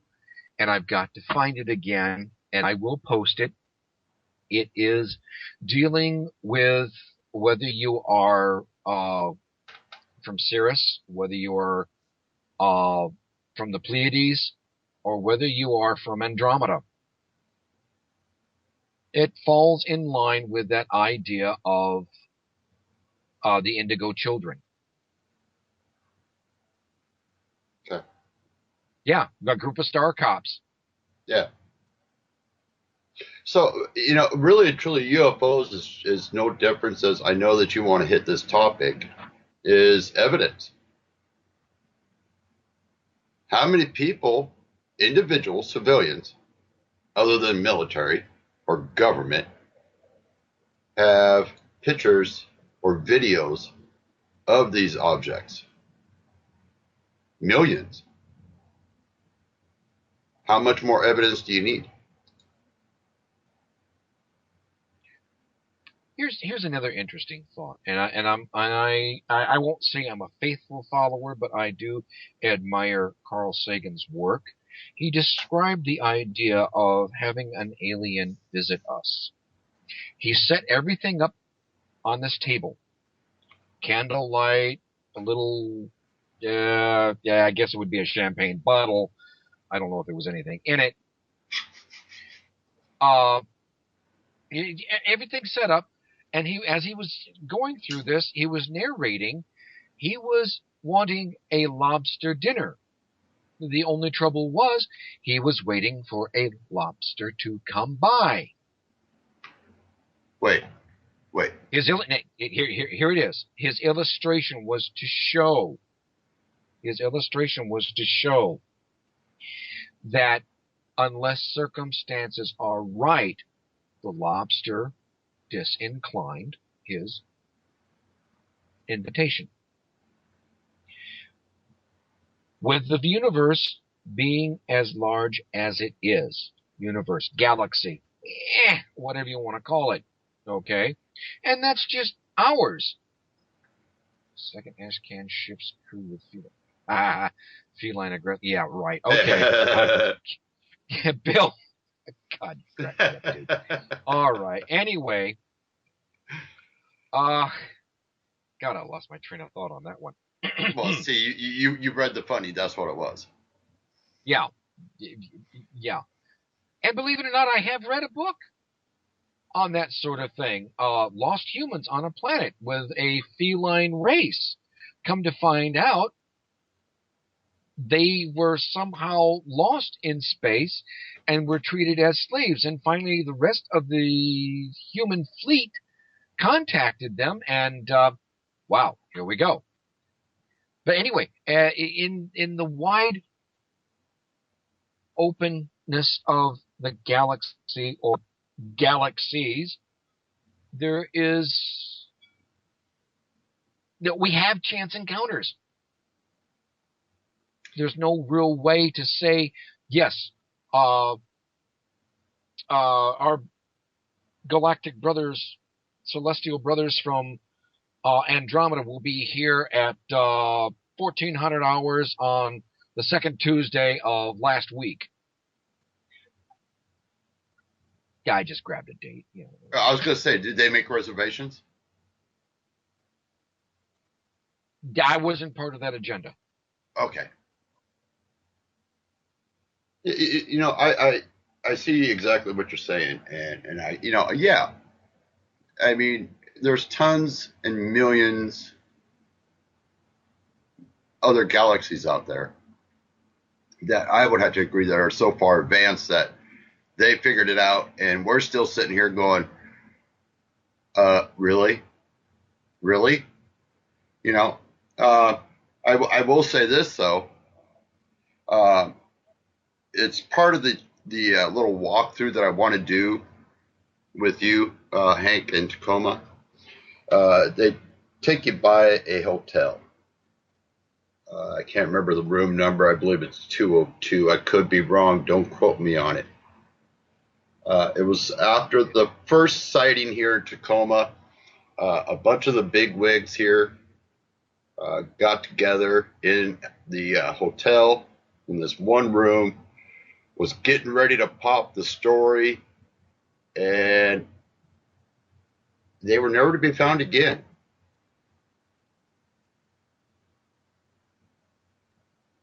And there's no trace of any foul play or nothing. Oh, another room 1408? Yeah. I mean, I could do the research up on it real quick. I believe it's 202. But yeah. I thoroughly enjoy Samuel L. Jackson and was it John Cusack in 1408? I think it was a great story, and it is something that would be rather appropriate. He goes in, paranormal investigator, and encounters all of these things, and it's like, that's why he's there. He's been, pardon the term, destined to solve the issue. Correct. Well, it's one day, I'm sure it will happen. It's just a matter of when. When will we make first person contact and, everything else? Will it be like on Independence Day? Where they will just demolish every major city and we are left to try to defend our own lifestyle, or will it be in another effect? We don't know. Now, you brought up something. Back in '76, I just got out of the Army, and I went to a movie with my first wife, and it was basically in search of, Leonard Nimoy narrating, and I believe it was In Search of Aliens. And their biggest kicker for this promotion was, we believe we can predict when the aliens will be here.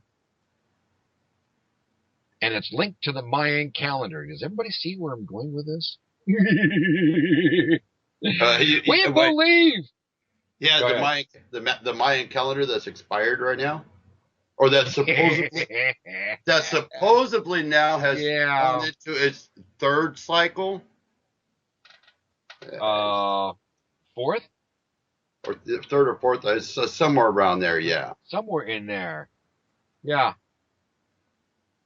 It kind of makes you wonder. The point that I'm getting at, okay. One, are you kidding me? You're already here. Two, governments. Yes, I know, guys, you're listening. Governments are actually have made conferences, deals, whatever you want to call it, with our galactic brothers and sisters. Why are we not hearing it? Because we do not, let me rephrase that, we are deemed not to have a level of intelligence to deal with such information. I mean, it was what? 500 years ago? It was believed that the Earth, the Earth was the center of the universe. 400 years? No, yes, now it is 600 years ago. I take that back. So further back. I keep slipping into the fact that we're in the we're 21st century. Right. You get my point. My point. Okay. And Dita's right. We are brighter than the government gives us credit for, but at the same time, we are being like mushrooms, kept in the dark and fed. Well, anyway, because we're easier to control that way. We're puppets. Poppets. Same. Tomato. Okay, let me correct myself here. It was room 502. That's Isn't that the room from Waverly Hills Sanatorium? They use that number, yes. This was back in 1963. And this is a local, pardon the expression, haunt? No, what they do is they close, it's kind of like a ending to it all. And it touches the basis of the UFOs. Inside room 502, supposedly, again, great minds of, the great city of Tacoma got together there. And they were going to get ready to pop the story about UFOs after the first sighting was seen over the Narrows Bridge. And the day after, there was nobody there. Nobody checked out. You could still rent that room. But I don't know if that, somebody like me, I don't know if you're going to get anything off of it, The hotel's pretty notorious. What the heck, I'll give it a quick plug. It's the Winthorpe Hotel. Which sits, as long as I've lived here, I'm not familiar with it. It's what I know. Yeah, it's one of the oldest. It's in the old district of Tacoma. There are just 2 blocks off Pacific. Really nicely done up hotel. But that's where, quite a few people are. They're still trying to figure it out. There's no understanding. There's nothing that can correspond to, a disappearance, a murder. There was no scuffs. Everything was still left the way that they walked in. They were gone. Oh, back to the X-Files, where Mulder was on the plane and he got pulled out, and all of time stopped while he was dealing with the aliens. Oh, jeez. Whoever it was that. Yeah. Okay. Gotcha. Yeah, it's similar to that. Very similar. Now, let me just for clarification. One, I'm not poo-pooing, although sometimes some stories can be far-fetched. But there's got to be something to it with so many reports. And you can't pay enough people to maintain a story like that. Seriously. Mm-mm. No. Hey, how can you? Like what CJ has been posting to me about a national forest, hundreds of people gone missing. Sometimes they return with less than what they wore. Yeah. Some have not returned. Yes. She posted that link to me. David Pilates. Okay. It's no difference as Mount Rainier National Park.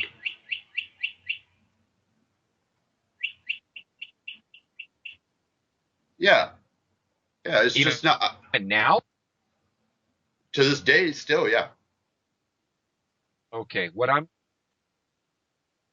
going to do, I'm going to post that link. I'm going to post that link right here. And then we'll move on. I'll post that later on my Facebook.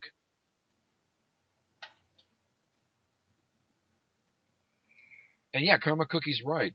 Just the sheer number of folks who would need to be in on the cover-up is, like I said, you can't pay enough people. You don't have enough money to pay everybody. What do you mean they got a book on it already? Where'd you find that? What? Yeah, you can find it on Amazon.com. You can find it in Barnes and Noble. It's a printed book. Did you read? Okay, never mind. No, it's off of the the it goes on the fact that all the conspiracy theories with the World Trade Center. To how we blame the government, how actually we decided to do it ourselves. It breaks it down. Stand by. Stand by. You're listening to WCJV Digital Broadcasting, Buffalo, New York. And we're going to be taking a hard break, so we will be back in a little bit here, guys.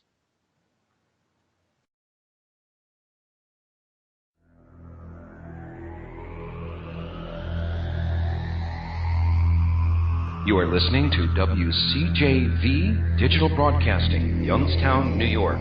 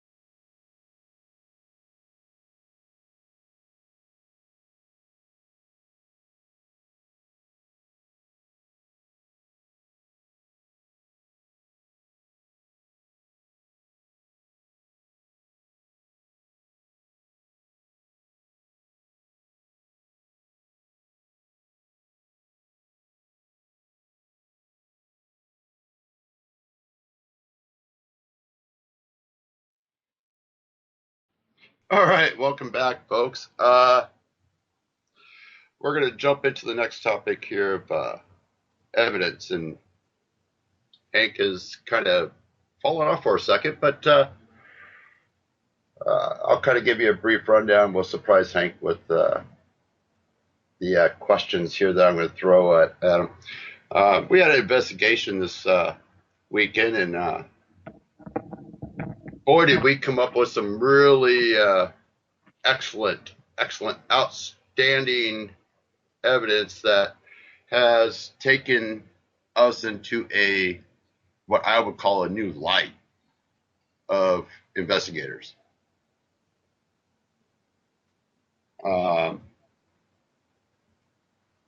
It was definitely a different one. Are you there, Hank? No, I'm running around here like a chicken with his head cut off. Right. I was just getting ready to ask you specifically, what location are you talking about? This last weekend. Oh, okay. The third investigation. Well, okay, I'll just break it down to you folks. Hank and I met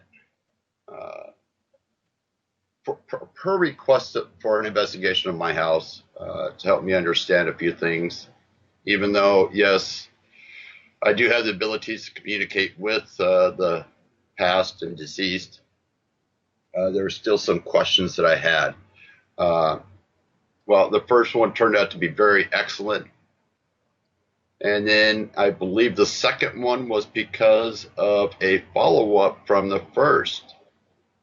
Exactly. Well, silly me. or I shouldn't call myself silly, I would say stupid me, decided to uncover my Well, beautiful you're more heart. intelligent than that. Well, okay, my silly me decided Okay. to uncover my beautiful hardwood floors that had carpet on it, and I stumbled upon a few stains that would baffle anybody. Okay, now having past medical knowledge, it led me to believe it was not an animal. It was definitely something odd. So I called Hank back up and asked him, and so we ran some tests. We ran the first obvious test of hydrogen peroxide on these two spots, and it bubbled ever so slightly. Well, to make it more conclusive, Hank then requested for a black light to be shined on it to see what color it was, and it turned out to be another positive. Well, they came in again on Saturday, minus me not being involved, and I will let Hank finish this up because the evidence that was captured is one to have the mind totally boggled. Yes, Johnny, it was blood. So, what evidence did you find from that Saturday night? What we did was when we did the third installment of the investigation, we had found not only through EVPs, but with one of my favorite tools from the 60s, a black light. Some now call it a UV light. Same thing. It's an ultraviolet light. And we did have evidence of body fluid. Or Now, should we say body protein? Yeah, okay, we will call it body proteins. Body fluid, body proteins. Now, I'm going through and finding out not only what else would show up that way so that we can put this matter to rest. We have not only the light evidence, we have the EVPs of someone who had witnessed the demise of another resident at some point in time in the house. And she is extremely shy. The EVPs, we cannot determine if she's saying, I won't tell when we're asking her name. We're trying to determine is that she won't tell what her name is, or she won't tell what she witnessed. As back to a previous episode of Half Past Dead, we were doing a difference between, we were having a discussion between difference between paranormal investigators and ghost hunters. Paranormal investigators will actually sift through and find truth. We don't go for the biggest and or baddest or run around like Elmer Fudd. Hunting wascal rabbits. Okay. Well, hunting ghosts. Yeah. You know. We're trying to find out and not only put a timeline on what's going on at your house, Toby. We're trying to come down with some truths and verifying information. Right. It's one thing to know that you as a psychic medium are able to tap into these things. And it's not to be, yeah, I'm hunting rabbits. Yeah. It's not that you're not believable. It's, even as paranormal investigators, we question our own results because we have to know the truth. And we are harder on our own evidence than the public. Well, yeah, yes, you are correct. It is my phraseology. Most, not all.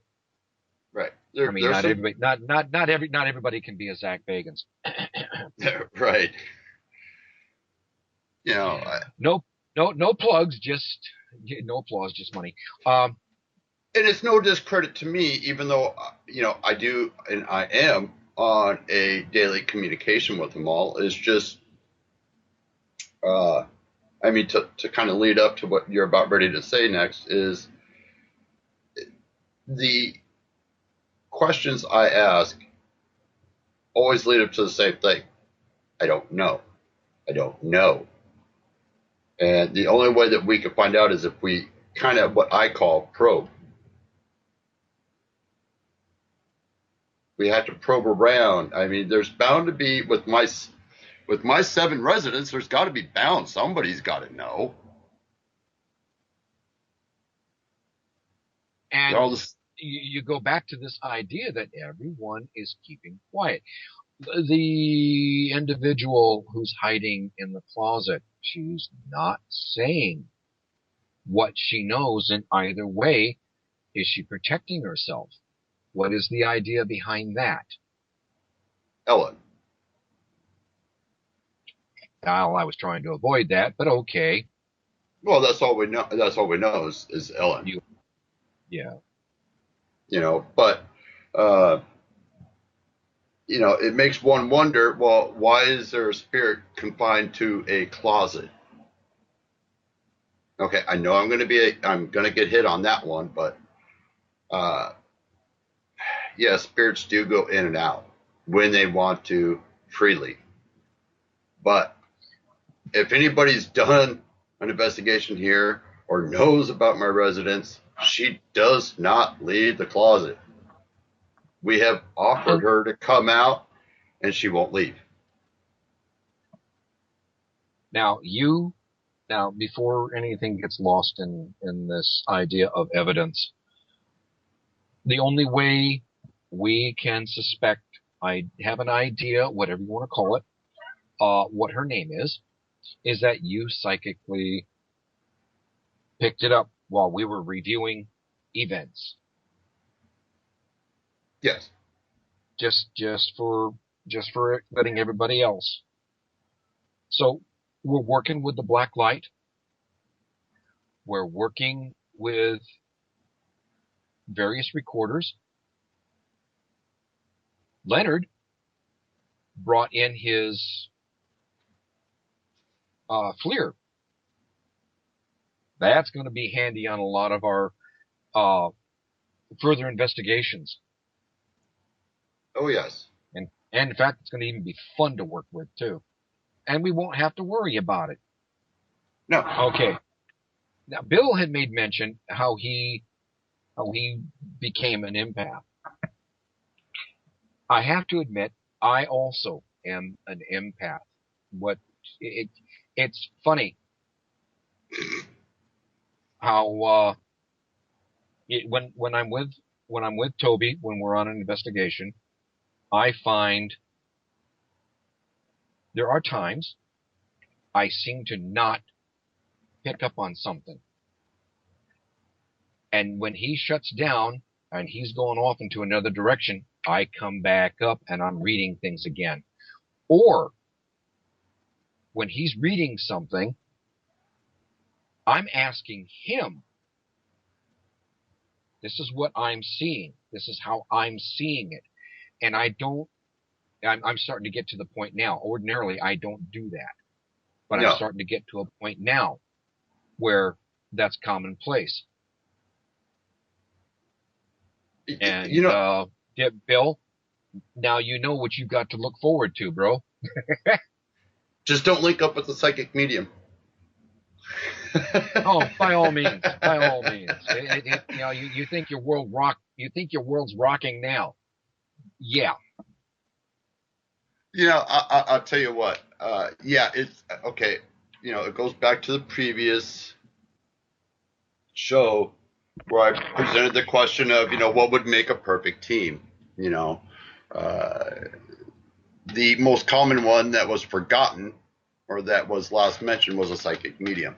Yeah, you can't base your evidence off of a psychic medium. You can only go off of the psychic medium for what they're being told and told to you. An empath is no different as an empath. An empath is going to feel, so you're going to be led to what you're being felt, if I want to say that correct. You're hitting it. You're hitting it. Yeah.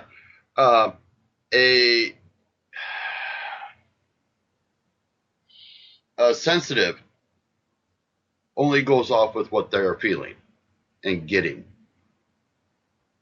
Now, the bonus to psychic medium is, and I mean, Hank has probably he'll probably agree with me on this one, is the psychic medium could see him, hear him, feel him, everything. All the above. All the above. However, how do you go about pointing to your team where it's at for any type of evidence? Photographic, recorder.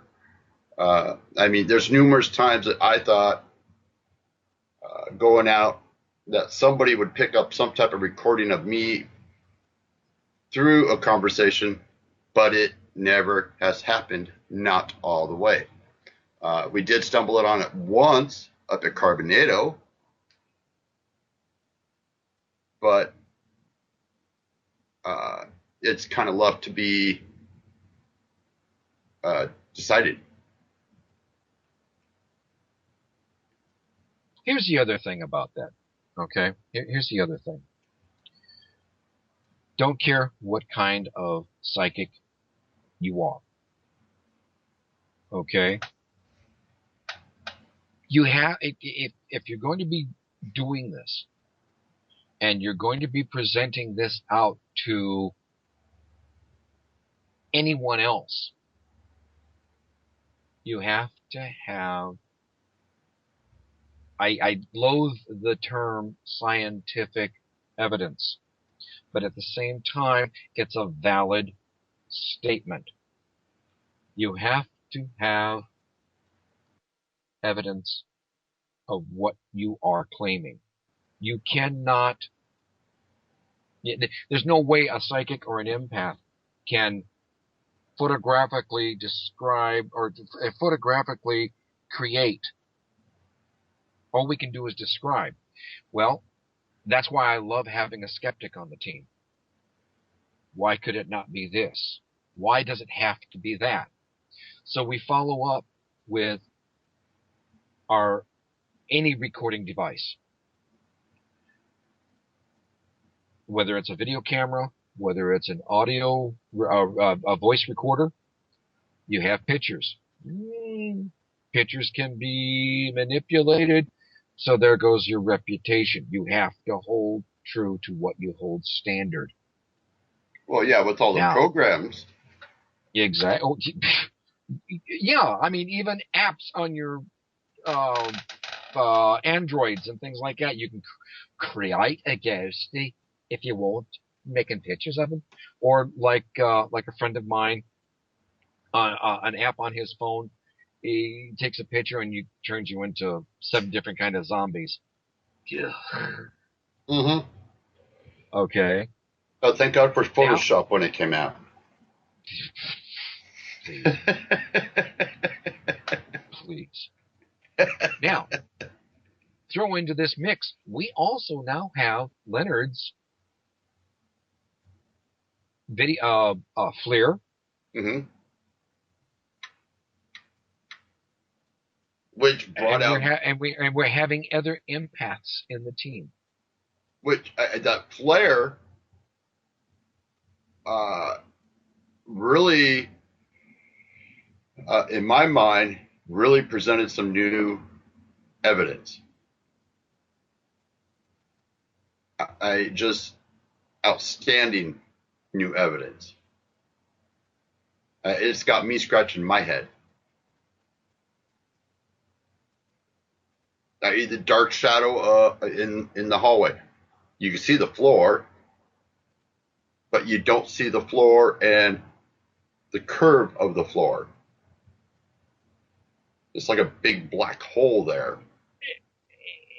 Now that was something that who was I discussing that with? Oh, Ed was here today, and we were going over that. And it's like, okay, you can see the pictures. You can see, the outline of the pictures. You can see the outline of the floor. But as it gets down to your door, you see what looks like your door getting warped. Yeah. It's like somebody's laying on the ground trying to work on it. Yeah, it almost took the words out of my mouth. It's like it's like you have a shadow person on the floor doing whatever the heck. Maybe that it would explain the banging I hear in my furnace. That's your pipes. Yeah. Okay. Well, pipes. There's no pipes going to that furnace.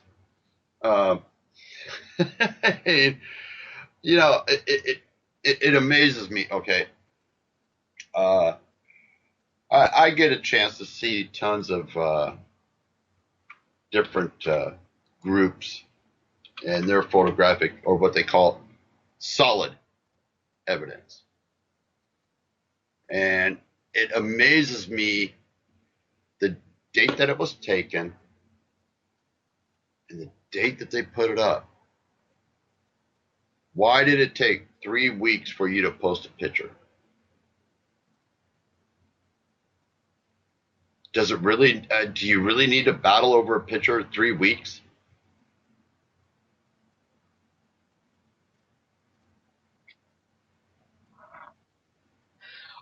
You got me. You got me. Let me getting into while you were doing that, Dita's asking, is it at floor level? Floor level is at the floor. Okay. I mean, it looks like it's literally laying on the floor. So yeah, you're walking on it, through it, by it, in it, whatever. Now, Cookie Karma Cookie. I'm sorry about that.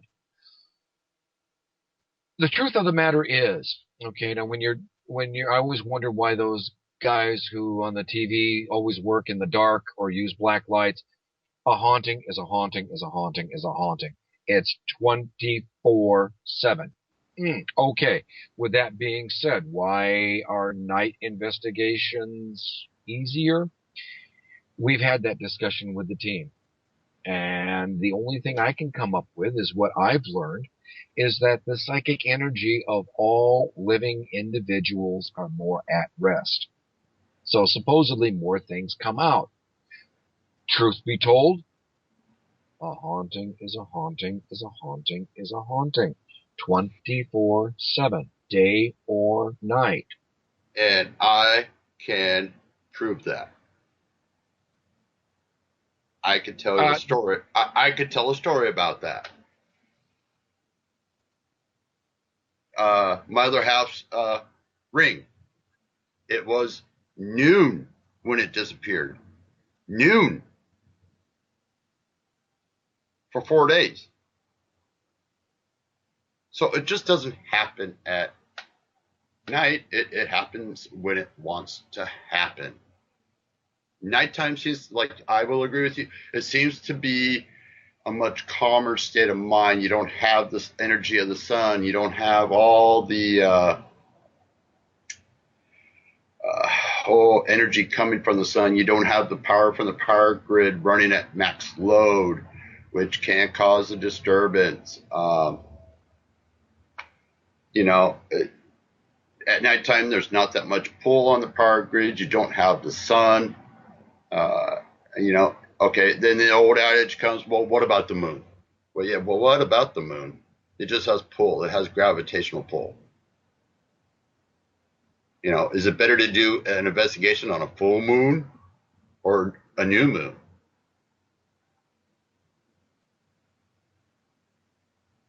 That's something that is an individual choice. We have gotten results. Oh, Dita, I'll explain that one later. We have gotten results during a full moon, during a new moon, during the quarter moons. The only time, and this might touch slightly esoteric, but this is my observation. The only time I find a difference in paranormal activity is now, during the dark part of the year. Esoterically speaking, the veil is thinner, so we are going to have more encounters. Now, Dita, your subject of clumsy. Yes, we have a very interesting EVP about me tripping over a molehill, and the EVP came back clumsy, and I was laughed at. I think it has to do with survival instinct, sort of like a person who goes blind. Okay, a good point, Bill. Yeah, I like that analogy. I was just going to hit on that real quick. You know, with my my military training, with the 3 years that I spent with the great United States Marine Corps, most of our operations and training were done at night. Why? Simple question. The sun, with bushes, trees, have a tendency to play illusions on you. Whereas nighttime, you don't have a chance of an illusion. Nighttime is nighttime. It's dark. Yes, your senses become more aware. They can become more heightened.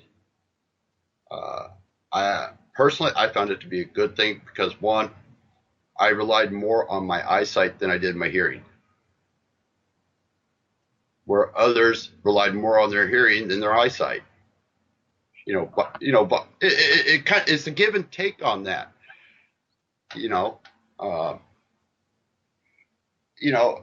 If you do an investigation, they say that you can only get a good picture of an orb during the nighttime. No, that's not true. I beg to differ on that. I got daytime orbs that are brighter than the ones at night. I have physically seen orbs during the day. Same here. So let's just do this. Let's just say this: nighttime, daytime, nighttime tails, daytime heads. We'll just flip the proverbial quarter and just call it for what it's worth. Oh, by the way, before you continue with that thought, let's see if I can stumble over my lips and tongue again. You're listening to WCJV Digital Broadcasting, Buffalo, New York. Continue. No, that's why I paused, so that way you can do it.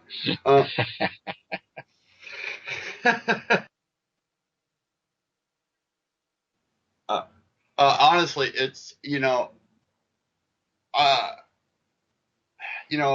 it's funny that somebody would bring up what's the difference between daytime and nighttime. Does it? If you really want to get down to specifics on the team, you see the proverbial, I won't mention names, psychic mediums doing readings during the day, but never at night, or very rarely at night, I should say.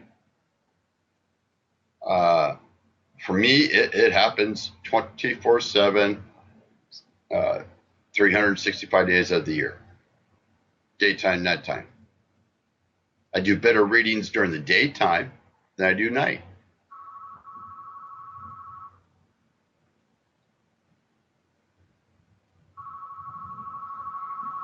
So, I mean, would you agree with me that the empath would do better at night than daytime, or It won't make sensitive? any difference. It's the same thing. Yeah, It's the same thing. it's all. How can it? If you're in tune with your ability, you can work it 24 hours a day. If you're not in tune with your ability and become very selective and say, well, I only like to do it at night, then that's the way it will be until you retrain yourself to do it during the day. And it's the more open-minded you are, Yeah. the less difference it makes. Mm-hmm. I will agree with that.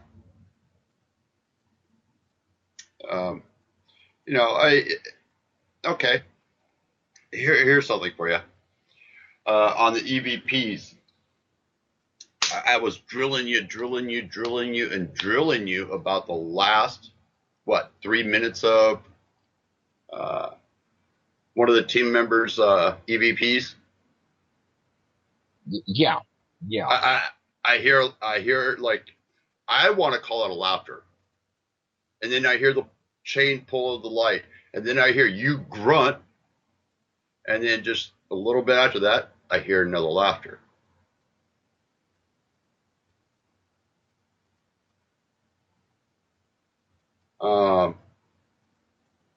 Some of them were really hard to pull out, while others were just, I mean, here, let me slap you in the face. There you go. Yeah. Some were that way. Some I had to work out.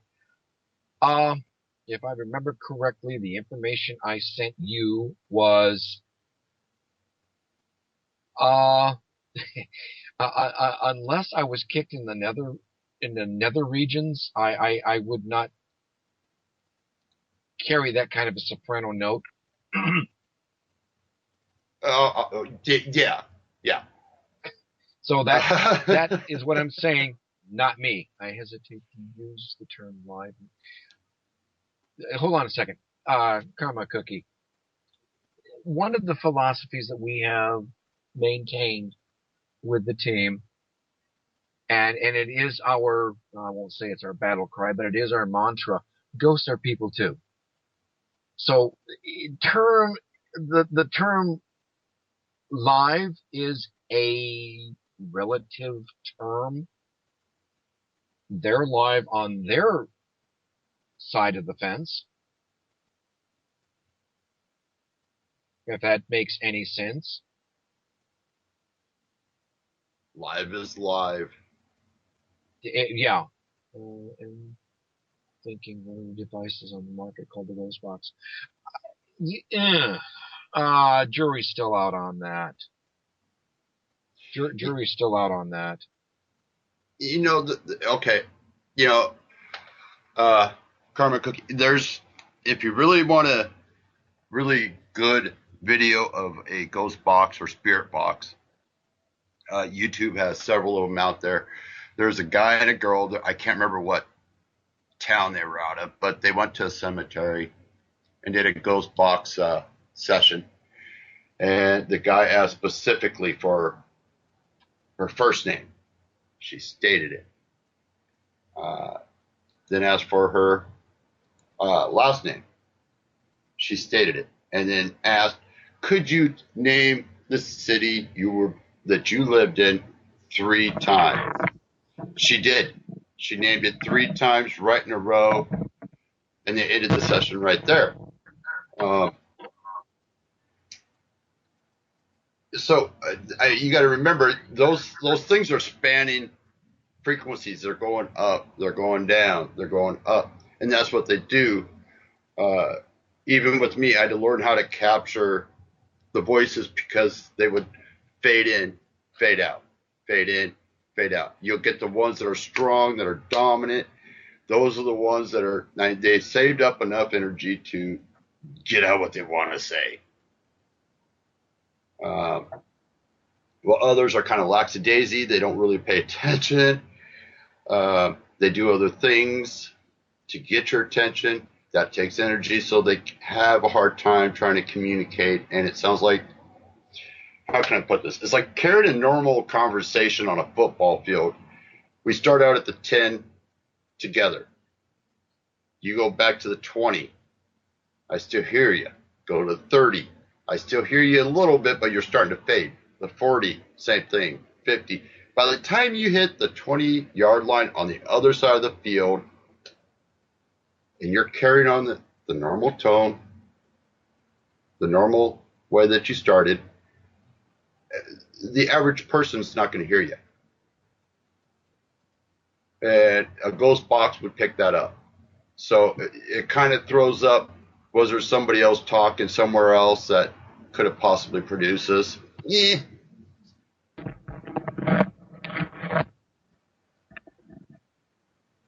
It's kind of to each their own on the ghost or / spirit box, in my opinion. It's a great tool to kind of play with. That's about it. As far as something to help you hear what's going on, I use an EVP field processor. And what that does, it amplifies any EVPs that we get, literally, as it says, in the field, and actually brings out an EVP that you might classify as a Class B EVP, brings it out so much better. Hey, now that you brought up, go ahead. Go ahead. I was going to say, now that you brought up class of EVP, okay, yeah, I have a tendency to forget the different classes. I know there's A, B, C, and the rest is, to me, is pretty much garbage. However, you and I have stumbled upon something that could ultimately bring up a whole entire new class. Not once did we catch it, but twice. So we're batting 1,000. Well, okay. Based on that information, okay, what we have is normally a class A EVP. Sounds almost as good as you and I talking now. It may have a little static, may have a little robotic tone to it, but there. It's slapping you in the face. It's clear. Yeah, there's no denying it. A Class B EVP is something that would be not as readily heard. You got to tweak it out a little bit, but you can make out what is being said. A Class C EVP is a classification of EVP that is just a noise. Are we losing Bill? He just got back, said, okay, got back in. So apparently we must be. Yeah, okay. Yay, let's hear it for. I ain't touching that one. But anyway, you hang in there, Bill. We got you. And we thank you for your support. Anyway, moving right along. Yes. Class C. It's a noise. You did not physically hear it. You did not physically tell where it's coming from, but you pick it up as you review evidence. Now, we get into the Class D or Class G. And those are easy to remember because they're garbage. Class G. Garbage. Not anything that can be made out. Let's take, for instance, a Class C. We were at one house and we had basically a Class A, but it was a Class C. It was music. It was the sound. It wasn't anybody talking. Some sort of music being played. And then the sound of something dragged on the floor.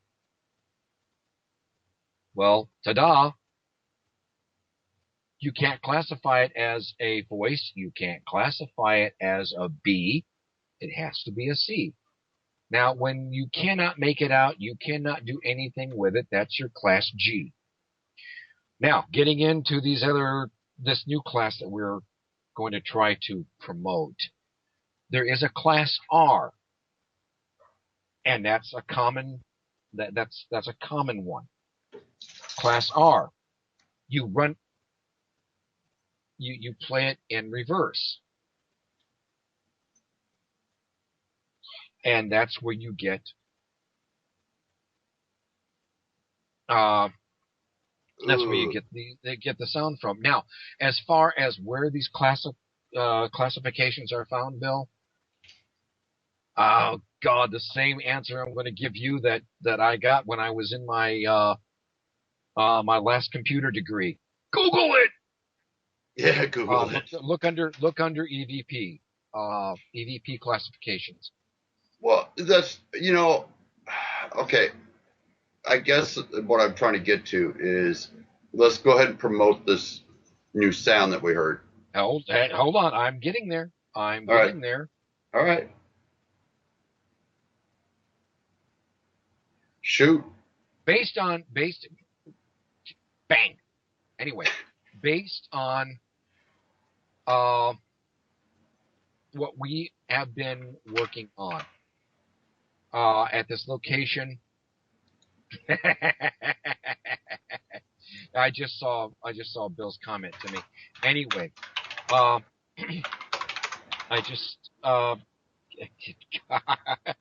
you distracted me.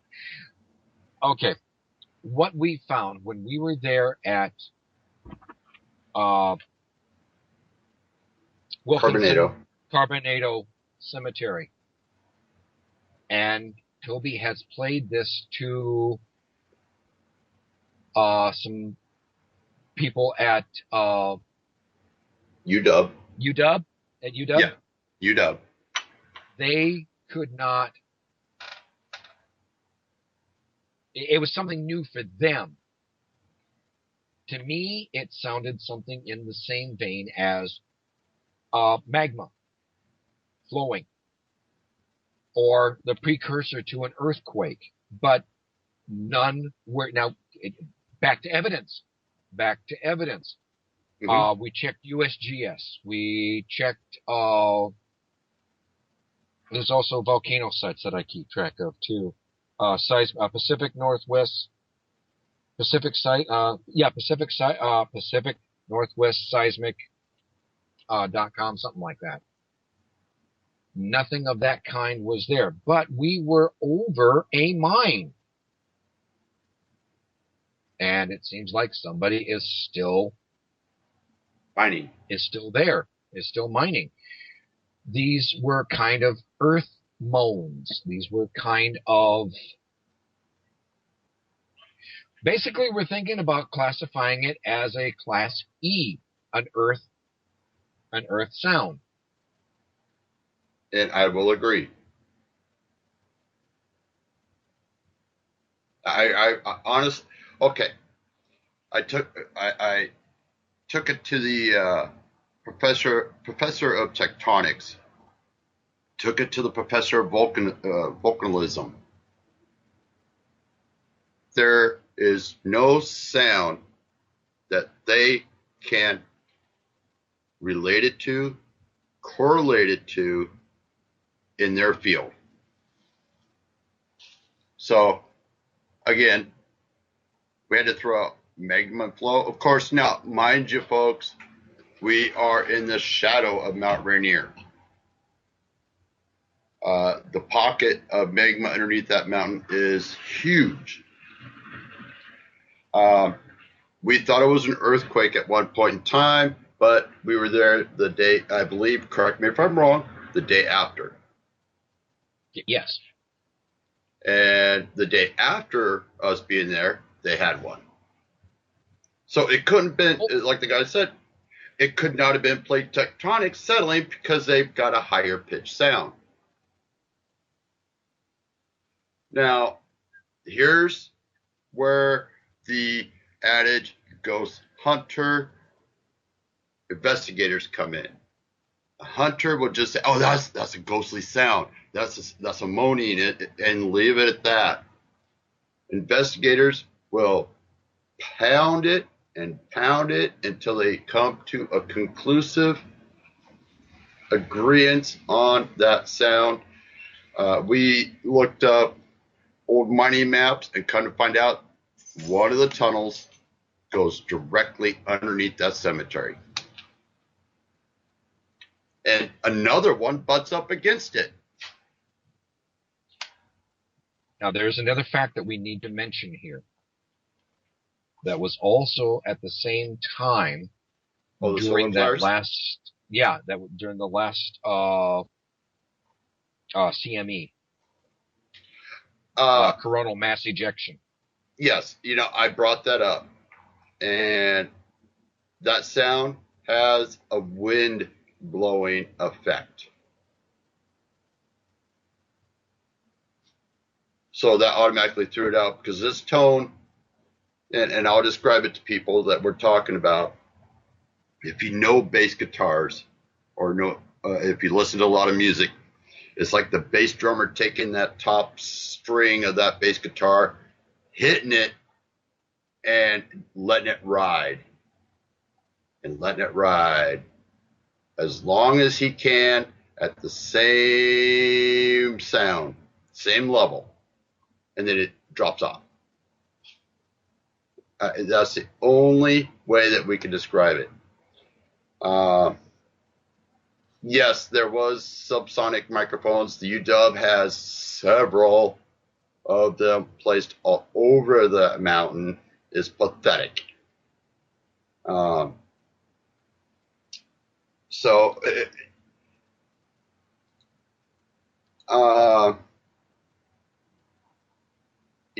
threw every question to him. That was Sam, by the way, that you heard. Oh. Yeah, he's out and about today. By the way, I got one of him too also. Oh, did you? Yes, I did. Oh, I got to hear Sam. I've seen Sam, but I haven't. I hear him, but I want to hear it in somebody else's interpretation. When I called the UW, both professors were stunned in thinking that we had a tectonic plate sound because there's how many faults did we count that run by there? 1, 2, 3, 4 faults by that cemetery. I know it was less than 6. Yeah, I believe it. Yeah, there's one that rides right with the river, rides right with it. The Carbonado River rides right with this one fault. There's another one that's another quarter mile away, but it's a branch off of the Willis fault. Then there's 2 other smaller ones, but they're further to the north of the cemetery. So there wouldn't be that much pressure release from those minute faults. Then I turned around and asked them about the magma, and they said, no, we got several instruments up there, and it doesn't match that sound at all. So, it's, again, it separates the hunters, and I believe you're going to agree with me on this one, Hank. It separates the hunters from the investigators. Not in the fact that we take a little more pride in what we do. And we're willing We to want take that. answers. We don't want. We want answers. We don't want to just take. We don't want to just take what we get. We want answers. Why? Like you're so fond of saying, the 5 W's, the who's, the why's, the what's, the where's. Yeah. my old adage. Sorry, I got a frog in my throat. My 5 W's. Yes, I love that. Ribbit. Yeah, I know. Hang on. Yes, my 5 W. Well, that kind of goes with the territory of being a corpsman. Give me the 5 W's and I'll give you your answer. Or in our case, soap. Yeah, give me the 5 W's and I'll give you your answer. Yeah. Okay. Yes. Okay, to help others, the acronym SOAP. Signs, observations. Oh, help me out with A. And then P is the prognosis. Assessment. Assessment, yes. Thank you. Hey, if you don't play with it, you don't always remember it. Yeah. Wait a second here. I'm 12 years removed, retired, and I still remember it.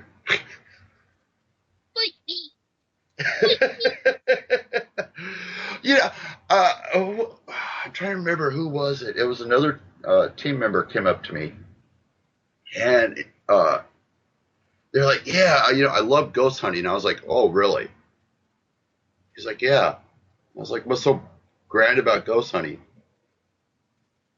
Well, we go into this place and we just take pictures and then we leave. That's all. Yeah. And then we just look at it and go, ooh, look what we caught, look what we caught, look what we caught. We caught this and we caught that. Well, did that help the person you were helping? Nah, who cares? That's quote unquote what they said. Now, whereas versus us, we will go in, we'll evaluate, assess, and give the prognosis of what's exactly going on instead of just turning our backs, walking away, saying they're nuts. So there's a level of professionalism between the two as well. What was that? The idea is, oh, I'm sorry, I moved my laptop table. I did not. No one's ever said anything about hearing it before until now. I like the LOL TV hunters go watch the Travel Channel. Yeah, I did that years ago and don't watch them ever again. Unless it's Zach Bagans. Yeah. Bill said something about Zach, and I'm not getting. I'm not letting that one go. That's too fun. Like someone else telling me about my finger hut camera. Honestly, it is. I bet you if you take an investigation team versus a hunting team, you'll have two different levels of one, professionalism, two, conclusiveness and helping.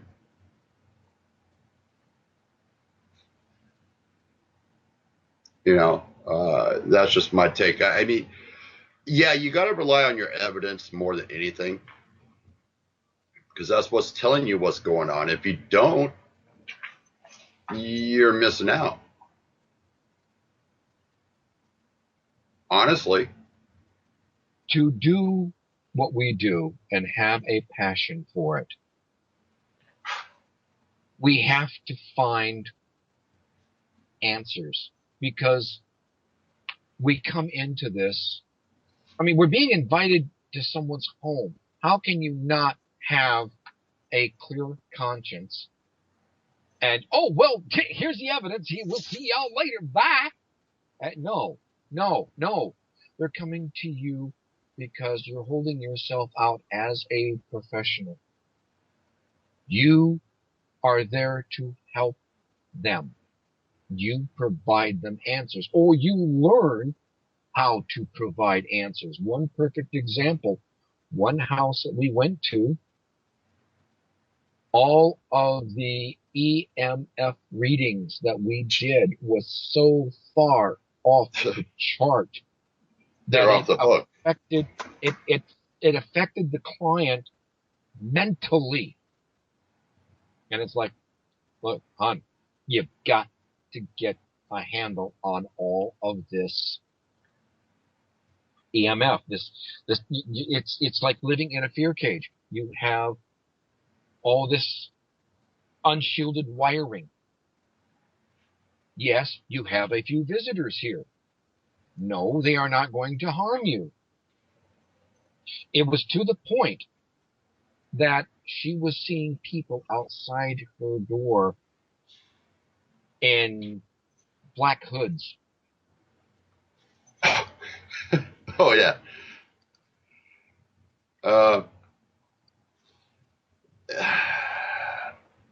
And many more other things.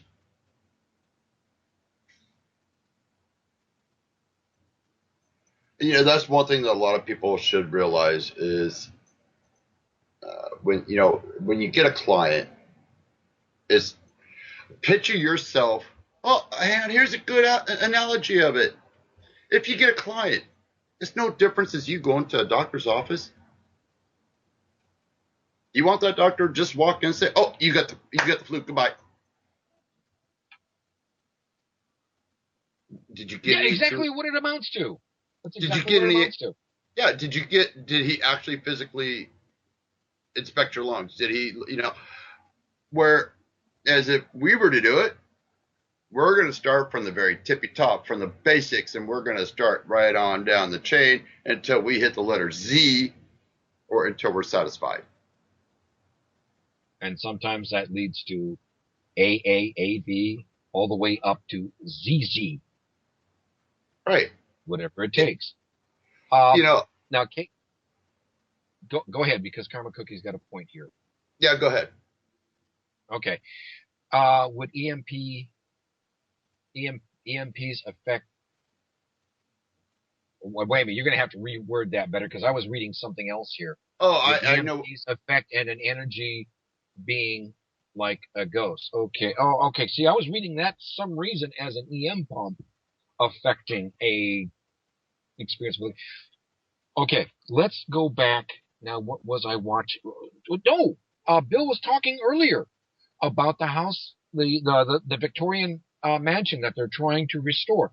Underneath it is limestone, quartz, and water. All these have been proven to hold energy. So, EMP or EMF, these hold energy. It's like going into an investigation and it's like, oh, well, son of a gun, my battery on my recorder just died on me. Okay. Bad. That's a Toby thing. That's a Toby thing right there. Hey, it happens. It happens. So no, it doesn't hurt them. What it does, it allows them to, pardon the expression, to feed. For a ghost / spirit to manifest, to interact in what can be proven as a intelligent haunting. Now, evidence for that is going to be something different. Okay. Anyway.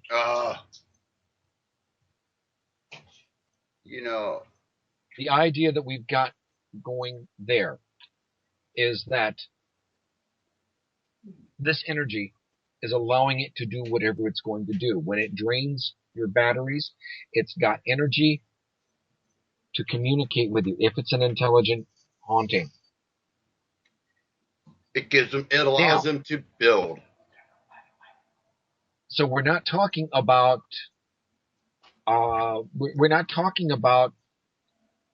off the chart type of things when you are dealing with scientifically proven unshielded wiring. Okay? If you have normal, if, if you have normal electromagnetic fields, okay, and you're still picking up energy where there shouldn't be, then yes, you're going to have a paranormal experience. Is that answering your question, Karma? While we're listening to everybody type. Yeah. You know, I'll tell you what. Oh, Oh my God. yeah. Oh, well, I was going to throw in one last peep real quick here. You know, it comes down to, it was just like tonight, you know, mention the bird. I don't have batteries in my cuckoo clock. Or your SpongeBob. Or my SpongeBob. I don't have batteries in them. I can't control it. So they're getting power from somewhere, some way, somehow, from some source. And yes, I mean, for me, it drives me nuts. I know other people, it's like, what's going on? Don't worry about it. I'll explain it later. You have enough visitors there. Yes, Listen, yes, folks, yes. as I have been noticing the clock here, it's time to bid you auf Wiedersehen, aloha, shalom, adieu, and do that voodoo what you do well. We're going to sign off, and I'm going to thank Bill for presenting his case for restoring his house. And as always, with any good worthy cause, we are so interested so that we can have that on our shows and try see what we can do about getting you any kind of help, getting that word out for you. In the meantime, as we normally part with our pearls of wisdom, if you can't be normal, be paranormal. Night Bill, night Debbie, Dita, night Toby, night Johnny, night CJ. Night, Good everyone. evening, Mrs. Calabash, wherever you are.